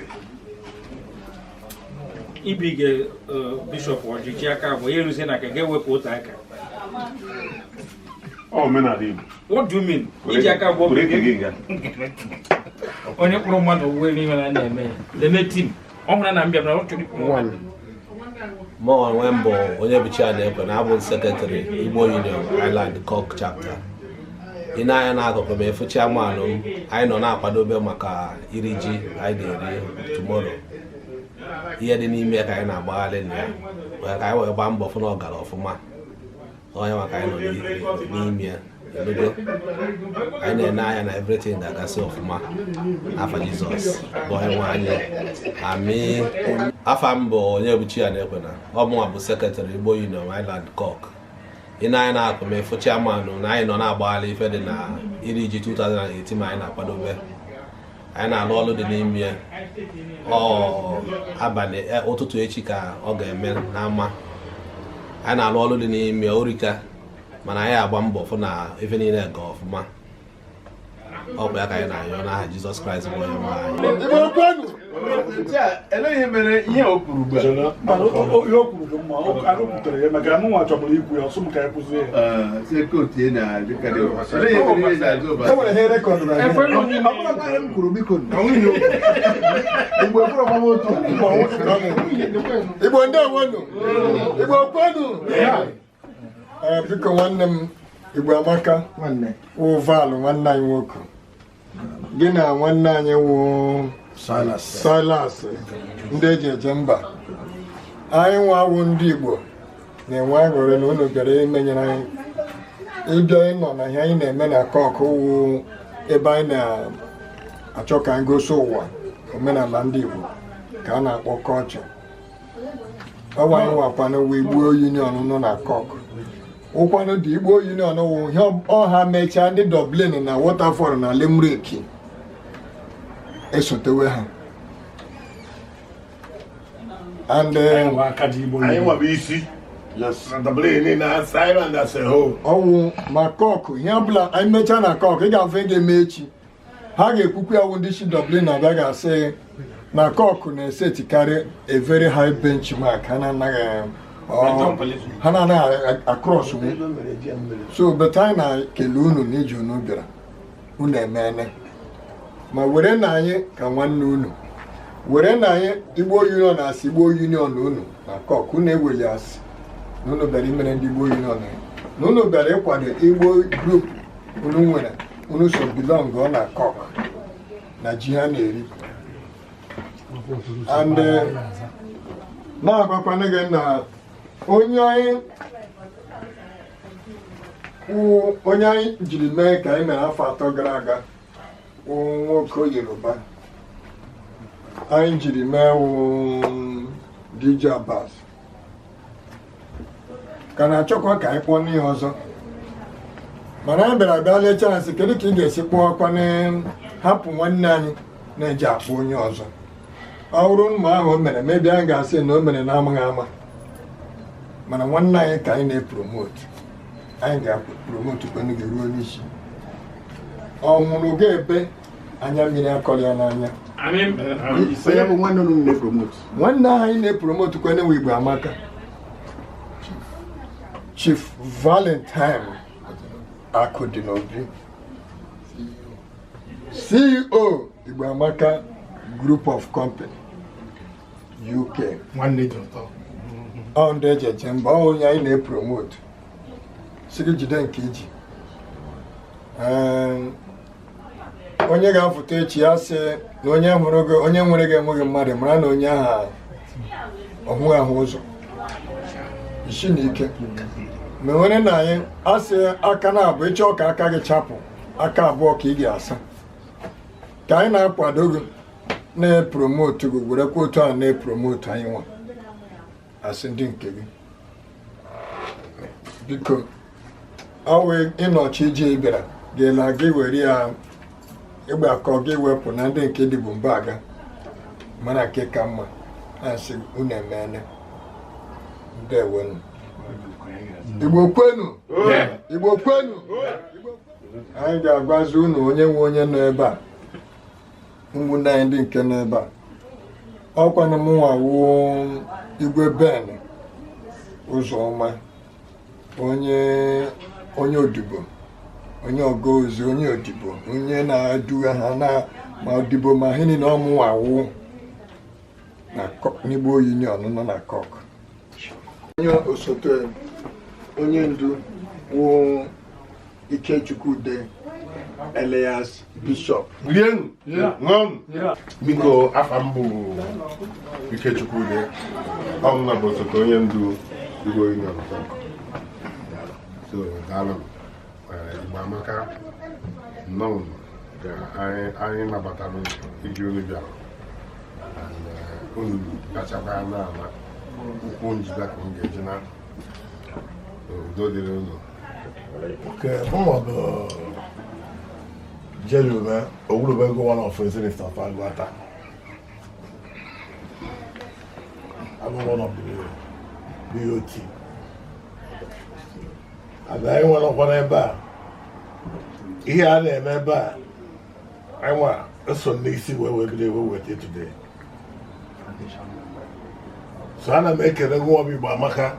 To those who were the weather, I won't know where we're there.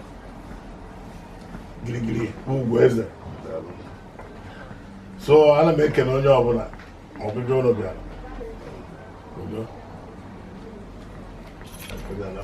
Mama no aha m bụ Oti Obialọ, abụ m onye Nkwere nke Imo steeti, Nkwere Ọpịa.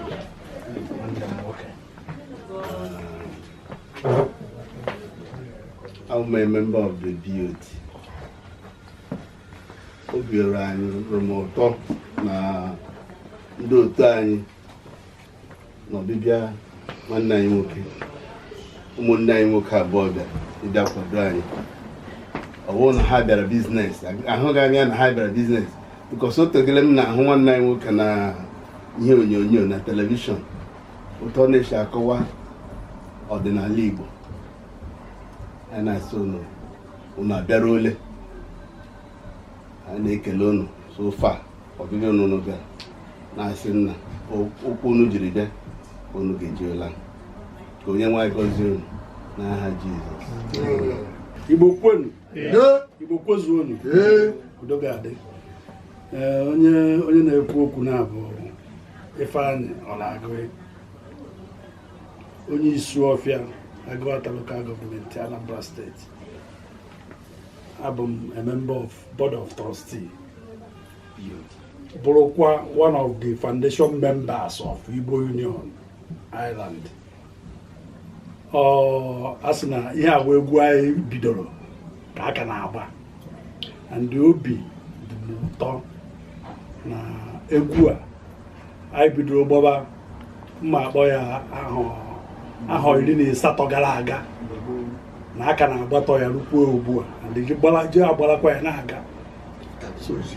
Obi dị m ụtọ na anyị nwere ụmụnne anyị bụ ndị na-akwado omenala Igbo ọfụma si n'obodo UK were bịaruo na Ireland anyị nọ, anyị na ha nọdụ today. So obi dị anyị nnukwute ụtọ. Anyị were na-agwakwa unu na anyị nwawo ndị Cork, kwa unu n'azụ n'ihe ọbụla unu na-eme na UK, ihe ọbụla unu na-eme na UK zitere anyị ozi, anyị agwa unu na anyị akwa unu n'azụ. Otu ọbụla unu na-esilechi ya, anyị akwado unu. Anyị na-asị unu nnọọ, okwu unu jiri bịa ka aka nke okwu unu ji eji na aka nke unu ji bịa mma. Nnọọ. Afọ mbụ Anayo Jonathan.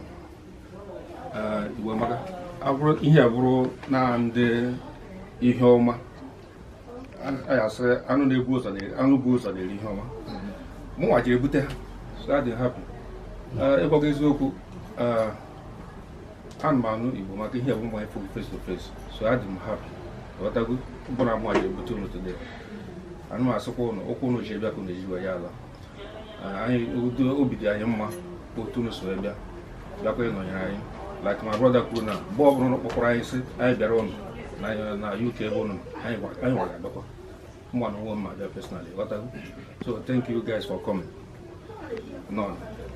Anyị nwa na onwe anyị na-ekelekwa anyị maka mbọ ịgbalụ taa, maka na ịrapụrụ ọrụ gị, rapụ ihe niile wee chelụ chọrọ imechi n'oge niile igburu na ibe niile ime sure na anyị nwere ebe anyị eme gịnị, ebe anyị ya anọ. Mana ekene m gịrị nne otu isi wee gba mbọ niile ịgbalụ. Ana m na Facebook live, enwere onye na-ekene ụnụ, o si Holland wee na-ekene ndị Igbo nọ na Cork, wee na-asị unu bisi ike n'ife unu na-eme. Daalụ. Ya bụ Ime Akwa Emeka na-ekene unu niile. Daalụ.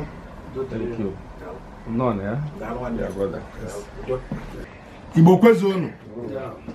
Ọmụ awụ m Timothy Christopher, nwanne ji ụtọ. Ọmụ awụ onye na-edekọ ego nke ndị Igbo Union na Cork branch.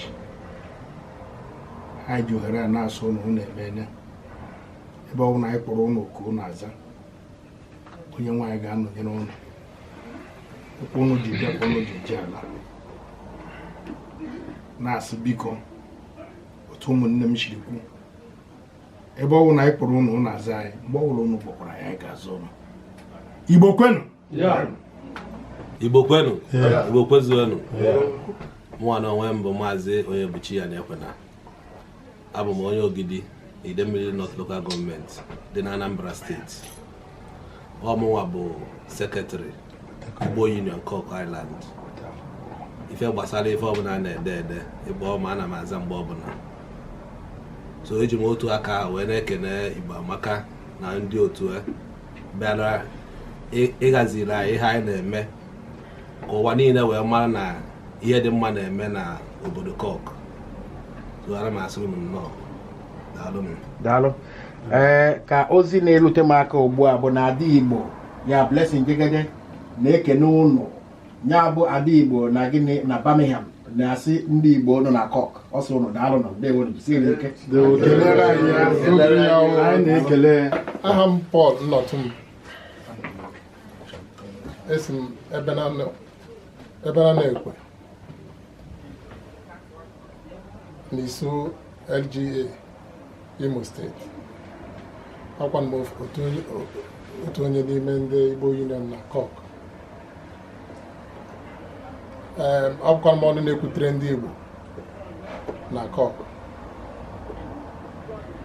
Akwa m otu onye n'ime ndị na-ahazi ihe mmemme anyị ga-eme echi ịhụ na ọ gara ka Chukwu siri chọọ ya. And obi bịakwara ndị anyị ụtọ mgbe anyị nụrụ na ụmụnne anyị Chief Valentine Akudinobi na nwanne anyị nwoke Silas na gị nọnyere anyị n'ihe anyị na-eme echi maka na asị anyị kọta mmamịrị ọnụ ọbụ ụfụfụ na-asị ka ha bịa tinyekwa aka ịhụ na ihe anyị ga-eme echi bụ iri ji a na-eme n'ala Igbo gara ọfụma n'obodo ndị ọcha na n'obodo a bụ Ireland. Ana m ekele ụnụ na ọbịbịa ụnụ bịara. Onye nwe anyị ga-eto ụnụ mgbe ụnụ ga-ana ụnụ ga-alaghachi weta abụ nsogbu ọbụla n'aha Jizọs. Amen. So nwanne once more m na-ekenekwa ụnụ na ihe anyị ga-eme echi na onye nwe anyị ga-agọzi anyị gọzie ndị Igbo niile. Igbo kwen. Ekene m nri nne n'oge anụ anyị si ka anyị kenekwa the Lioness na-eme gịnị na-ekiri anyị nụ o so na-ekenekwa ndị Igbo niile nọ na Cork so unu jisi ike daalụ nọ.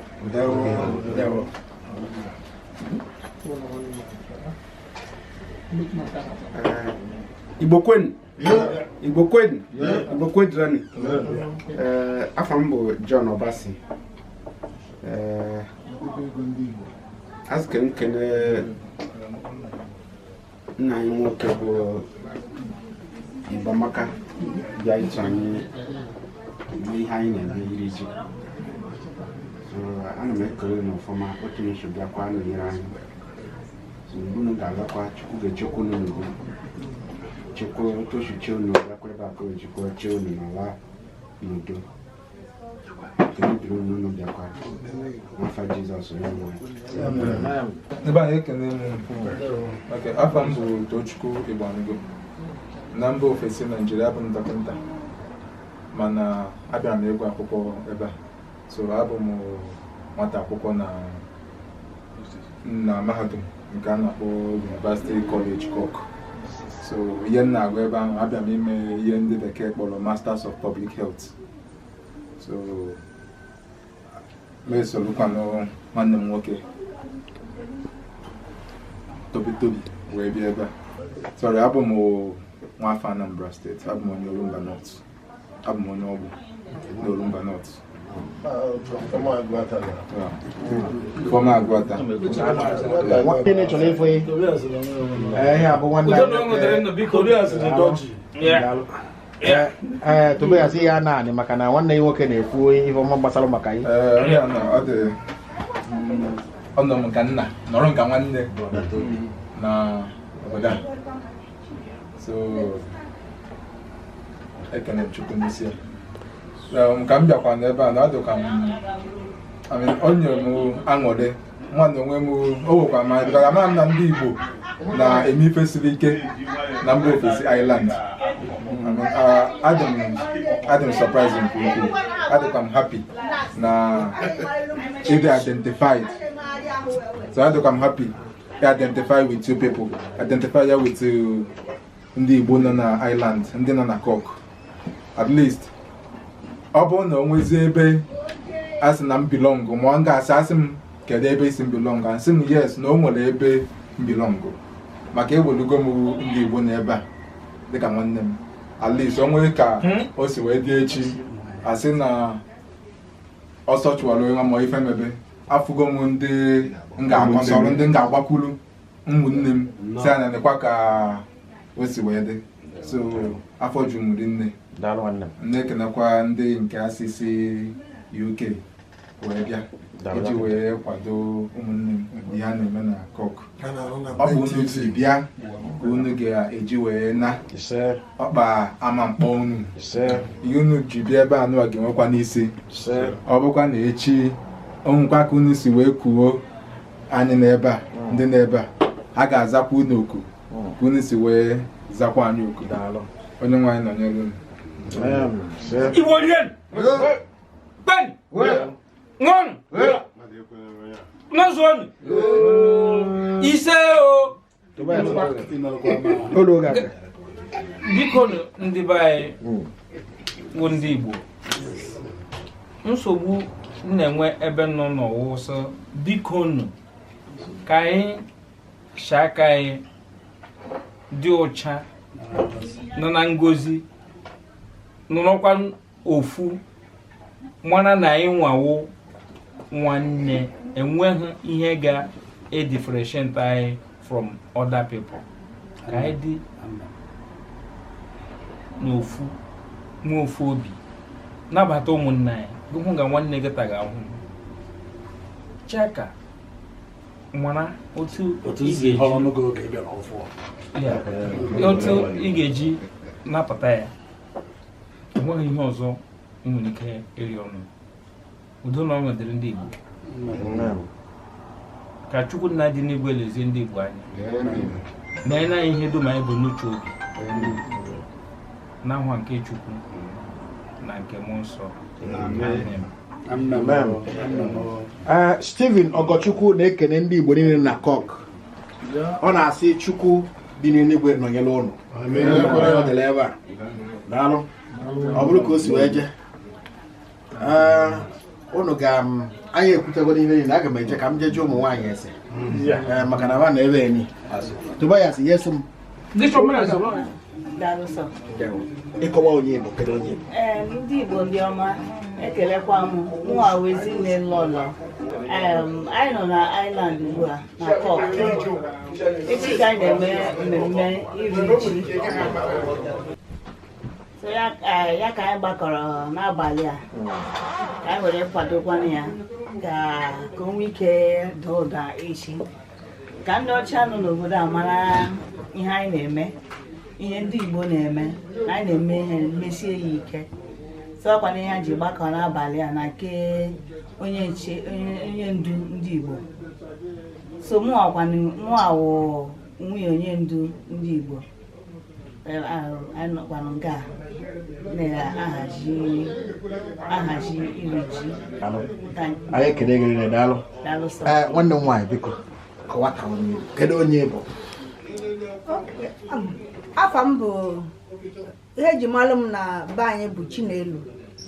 So anụrụ m di na Anambra steeti Nnewi, mana abụ m onye Enugu steeti. Anyị bigara m na Cork na Republic of Ireland. So onwe ihe ndị Igbo ga-emechi niile bụ iri ji. So ọkwana ka anyị nọ ebe a wee na-agba izu na-atụ alụma dị iche iche nke ọ ga-ọba anyị mee ka ọ dị mma, ka ndị sikwe na-esi bịa wee sokwala anyị ṅụrịa maka omenala anyị, bikos omenala Igbo maka ya chọrọ ka ọnwụnwọ etu ahụ. So ọkwana ka anyị bịara n'abalị a wee na-ahazisi etu anyị ga-esi wee mee na ihe niile anyị ga-eme ka obi wee dị ndị anyị sikwa ha bịa nọnyere anyị mma. Onye ka anyị na-eme ha. Daalụ. Anyị ekele gị nne.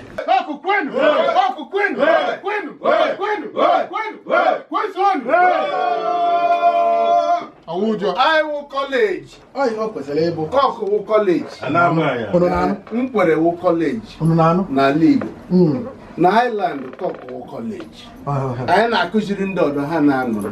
Ọwụ ụnụ ahụgonu ka a si wee kwu na Cork bụ ebe a na-amụta ihe na ị chọrọ ịmụta ihe ebe na Cork ị nọ na Holland ị chọrọ ịbịa ebe ọ bụla ị chọrọ ije maka na ebe ahụ na-asụrụ oyibo debe na Cork ma ndị nke nọ na gịnị na UK ebe ọ na-asụ oyibo si gị rapụ ebe ahụ bịa na Cork maka na ịdị ebe ahụ ife adịghị mma ife ọ bụla ị chọrọ ịya afụ ya ọkwa ka fasi wee kwu a wee na-asị na ọ bụ na ị chọọ ka ime gịnị ka ịmụta ive mụta omenala Igbo chọrọ ka ụmụ gị mma na-asụ Igbo si gị bịawa na Cork n'otu a ka o si wee dị anyị wee na-asụ ụmụ Igbo nọ na Cork daalụ maka na echi niile 22nd of gịnị of September ọnwa itenaanị ya bụ gịnị ya bụ September a na-ekwu okwu ya 2018 na ya bụ ife ya eme na ife dị Igbo ofu ya eme anyị wee na-asị na ife niile ya eme si bịarụ ka ụnụ kawarụ ka ụnụ bịaba ị nọ na Ireland anọ kawarụ ka ị bịaba maka na anyị ụgo ndị kpọchalụ m nwee ndị kpọrọ m si na fa na-abịa imirikiti si na fa ya abanye imirikiti si na fa ya abanye n'abalị a wee na-erute anyị wee na-asị n'oge elugo ee ekele m ụnụ ndị Igbo nọ na Cork otu unu si wee nabata Igbo amaka unu nabatara anyị n'ụdị dị egwu anya erigo wee nwụọ unu kasịkwa na aka ya erikwa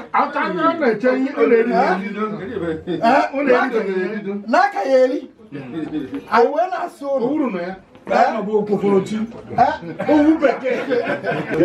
ụmụ Igbo nọ na Cork anyị na-asị ụnụ daalụ ndị Igbo niile nọ n'ụwa niile ekele ụnụ fa ka nkụ na-ekiri ụlọ ebe a fasi unu jisi ike n'ife unu na-eme n'ọkwesịkwa na ọ bụ na ọ sịkwa ka n'ọkwesịkwa na ka e were ofu onye na Cork chie ya President of Nigeria Bishop ọmụwa biko ana m eguzoro ọtọ ebe a na-asị na ọmụwa onye President of Nigeria Chineke so ọ ga-awe ya ọmụwa ka o rule n'oge awa onye ọbụla n'ebe ọ nọ na-ahụ m ebe a ya mee gịnị ya votu ore m ana m ekwe nkwa na ndị niile nọ abroad maka ihe isi ike ga-alọtawa Naijiria bịa enwewe aṅụrị ihe ga-adịrị anyị na mma Igbo kwen ka nkọwakwa ya ọzọ afọ m bụ John Obasi abụ onye Ebonyi steeti ekwetekwu m Ọzọka na Abakaliki mụnwa bụ ojiego ndị Igbo nọ na Cork mụnwa bụ treasurer so mụnwa na-ejidere ego so arụgo m ọrụ afọ 4 years ana m ekene m Chineke otu o si nye m ike m na-arụrụ ya ha nwa na-akwadokwanụ m na-arụsikwa ike na-asịkwa Chineke ka o nyekwa m ike ọzọ ka m na-arụkwa ya na-agakwa otu m si arụ ya so ekene dịrị ndị Igbo yi nọ nyekwara m ike m na-arụ ọrụ m na-arụ Chukwu gozie Igbo yi nọ na Cork ya na ọgụma bụ Exchequer ọmụa bụ ojiego Exchequer of Cork Ireland Central Bank of Ireland anyị ekere gị na ya na-asị gị daalụ ụmụ Igbo unu afụgonu ka ya bụ ndị Igbo nọ na Cork si enwe aṅụrị ha ji ofu obi wee ji ofu obi na-edekọ ife were aṅụrị na-eso onye ọbụla ụnụ afụgonu ka ya bụ ife si wee dị maka na si ebe ahụ na-ede Chukwu na-anọ ebe ahụ n'otu a ka Chukwu si wee nọnyelụfa na-eme ife dị mma ife a na-adaba ha wee na-akpọkwukwa ụmụ Igbo ndị nọ iche iche dịka ndị nọ na Germany ma ndị nọ Holland ma ndị na-ebe ọzọ ọ bụrụ na ụnụ chọrọ ịbata gịnị n'iche ndị obodo ịgbanwe obodo ịba si beba Cork na fa ya anabata ụnụ ọkụ ka fa si wee anyị ekelekwa ụnụ rinne na ọ bụrụ sọsọ UK ka a na-eje eje so ụnụ chọrọ ịbịa Ireland bụ mmadụ Cork na fa ya anabata ụnụ ọ bụ ka o si wee je ekele m ụnụ rinne a na-ekwekwa na-asị dị boys onye na mma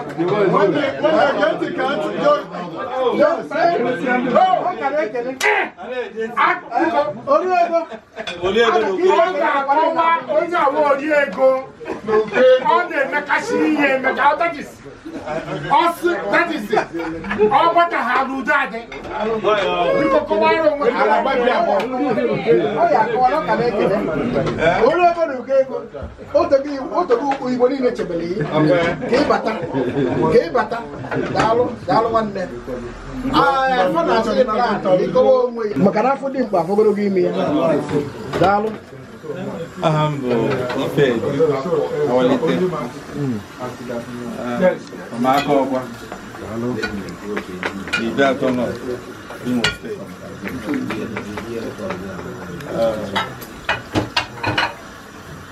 ihe a bụ echi bụ ụbọchị anyị so a sị ka anyị gbapụta taa ka mmasị isi mee echi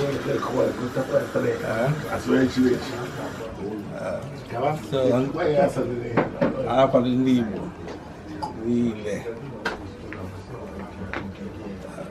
echi bụ ụbọchị ka agbakọta ka anyị mee ya ọfụma ka ọ gaa n'ihu.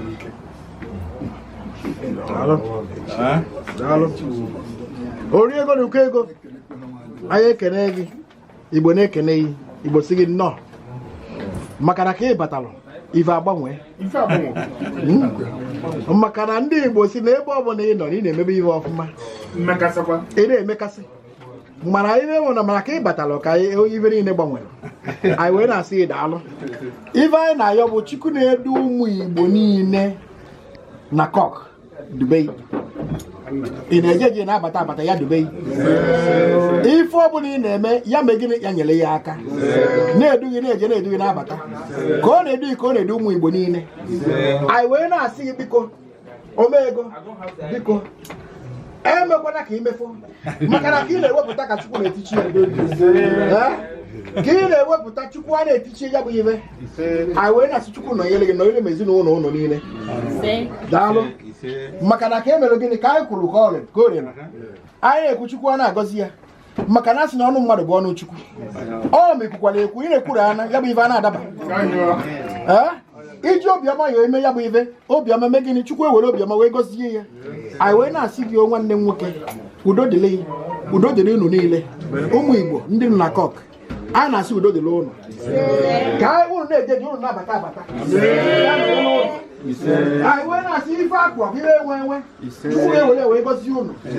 Anyị wee na-asị biko na ụmụ Igbo onye isi na-achị ndị Igbo na Cork nwanne mmadụ anọrọgo m ebe anụnwa ndị Igbo na-asị gị duru ha jebe kwụsịrị n'ọnụ mpụta ọnụ fa ka o si wee nna biko o nwere ihe m chọrọ ka anyị mee nọ biko o nwere ihe m chọrọ ka anyị mee chairman anyị a dị mma enwe ibuli elu ebe a biko si na echere palie ya elu akara ya n'aka onye awụ onye eji aga mba igwe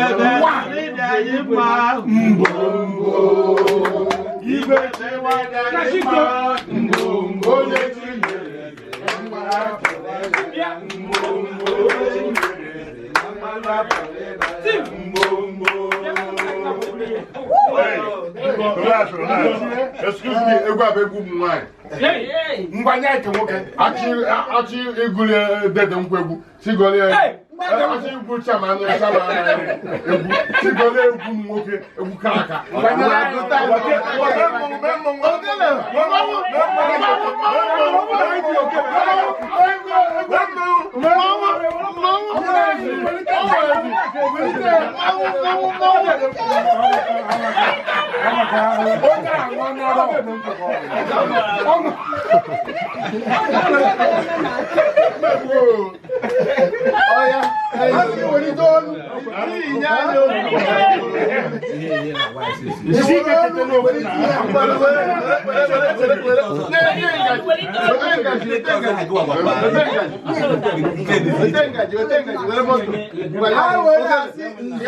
Enyimba enyi enyimba enyi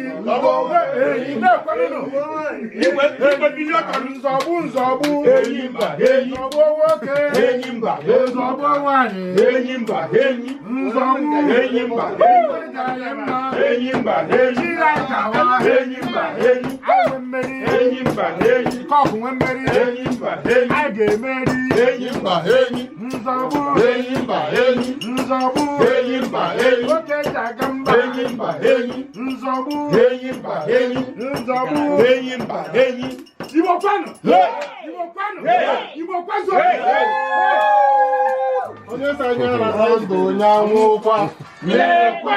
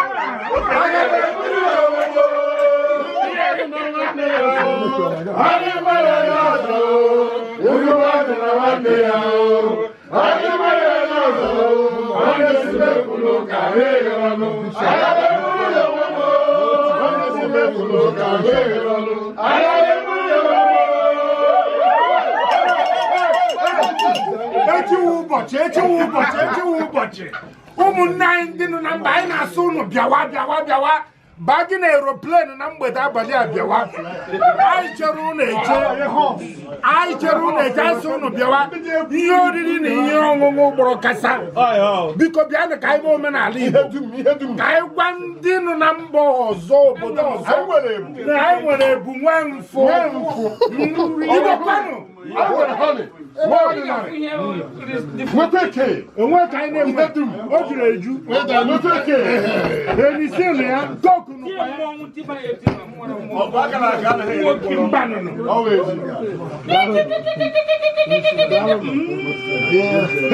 Igbo amaka ịmara mma ihe dịka ga-adịrị anyị ruo mgbe ebighị ebi ebe ọnwụ na anyị kpọrọ oku gị ịza anyị mgbe ọbụla ị kpọrọ anyị oku anyị ga-aza gị jikere mgbe ọbụla ị kpọrọ anyị oku anyị ga-aza gị zama gị ọfụma otu obiọma ga-akpa Igbo kwenụ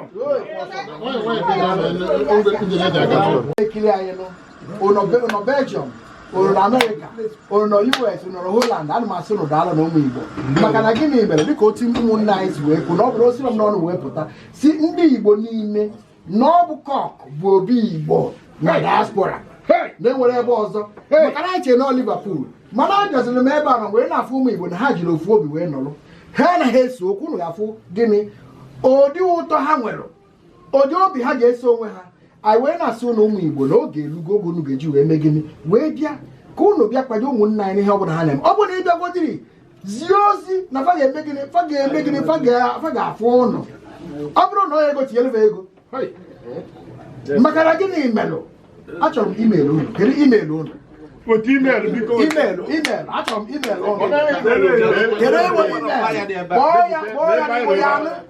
kpọọ ya n'igbo ya anụ Igbo Union Cork Chapter 1 @gmail.com.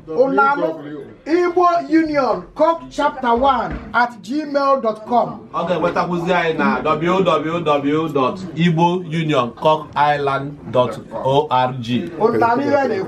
Ọ sịkwa kpọọ ya ọzọ www.igbounioncorkisland.org.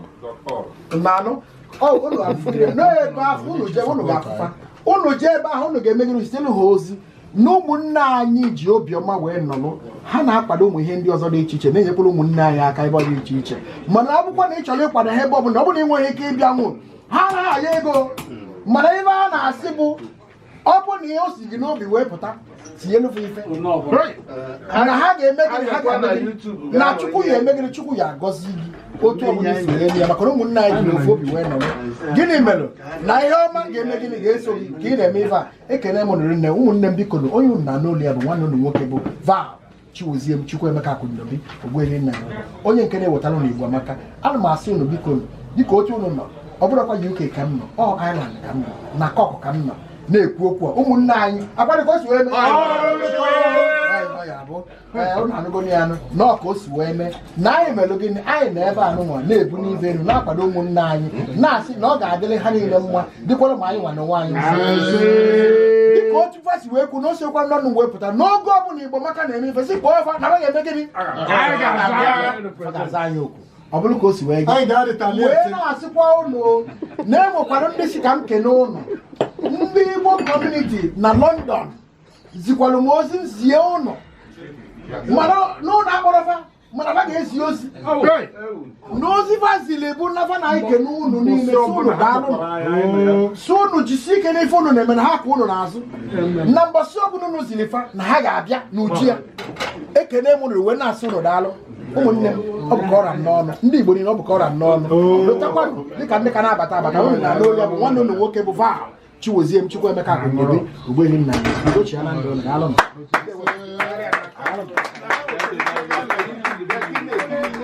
anyị nọ n'ụlọ onye ọbụla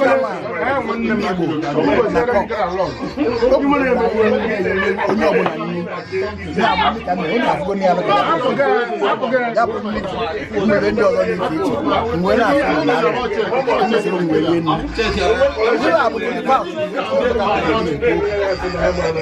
na ndị Igbo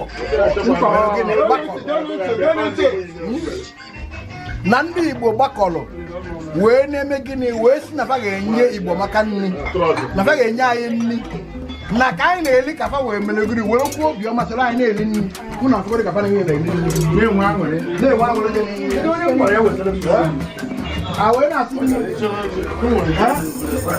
anyị wee na-asị o na ekene ya adịrị ndị Igbo nọ na Cork na-enosa anụ na ụmụ ibe niile dị iche iche ka o ji eme ebe anụ ịnọrọgo na chairman si weta mmiri chairman na onwe ya dịkwa nkwadebe iweta mmiri weta ihe ọ bụla asị ya weta ife ọ bụla na-asị ya weta ọ na-eweta ya bụ ibe dị ụnụ afụgoro ya ka ọ na-enye mmiri ọ bụrụ ka o si wee je na ya bụ ibe anyị dị nkwadobe echi niile 22nd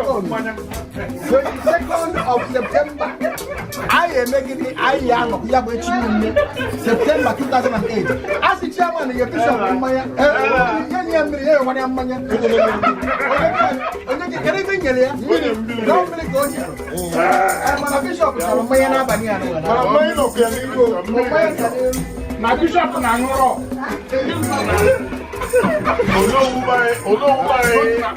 olóòwú báyìí ní tẹlifíṣàn wẹ́wẹ́ bàtà ọ̀sẹ̀ olóòwú alára mpú àdàmàrà ntú amadé yàmàrà ntú nàgàrà mbìà.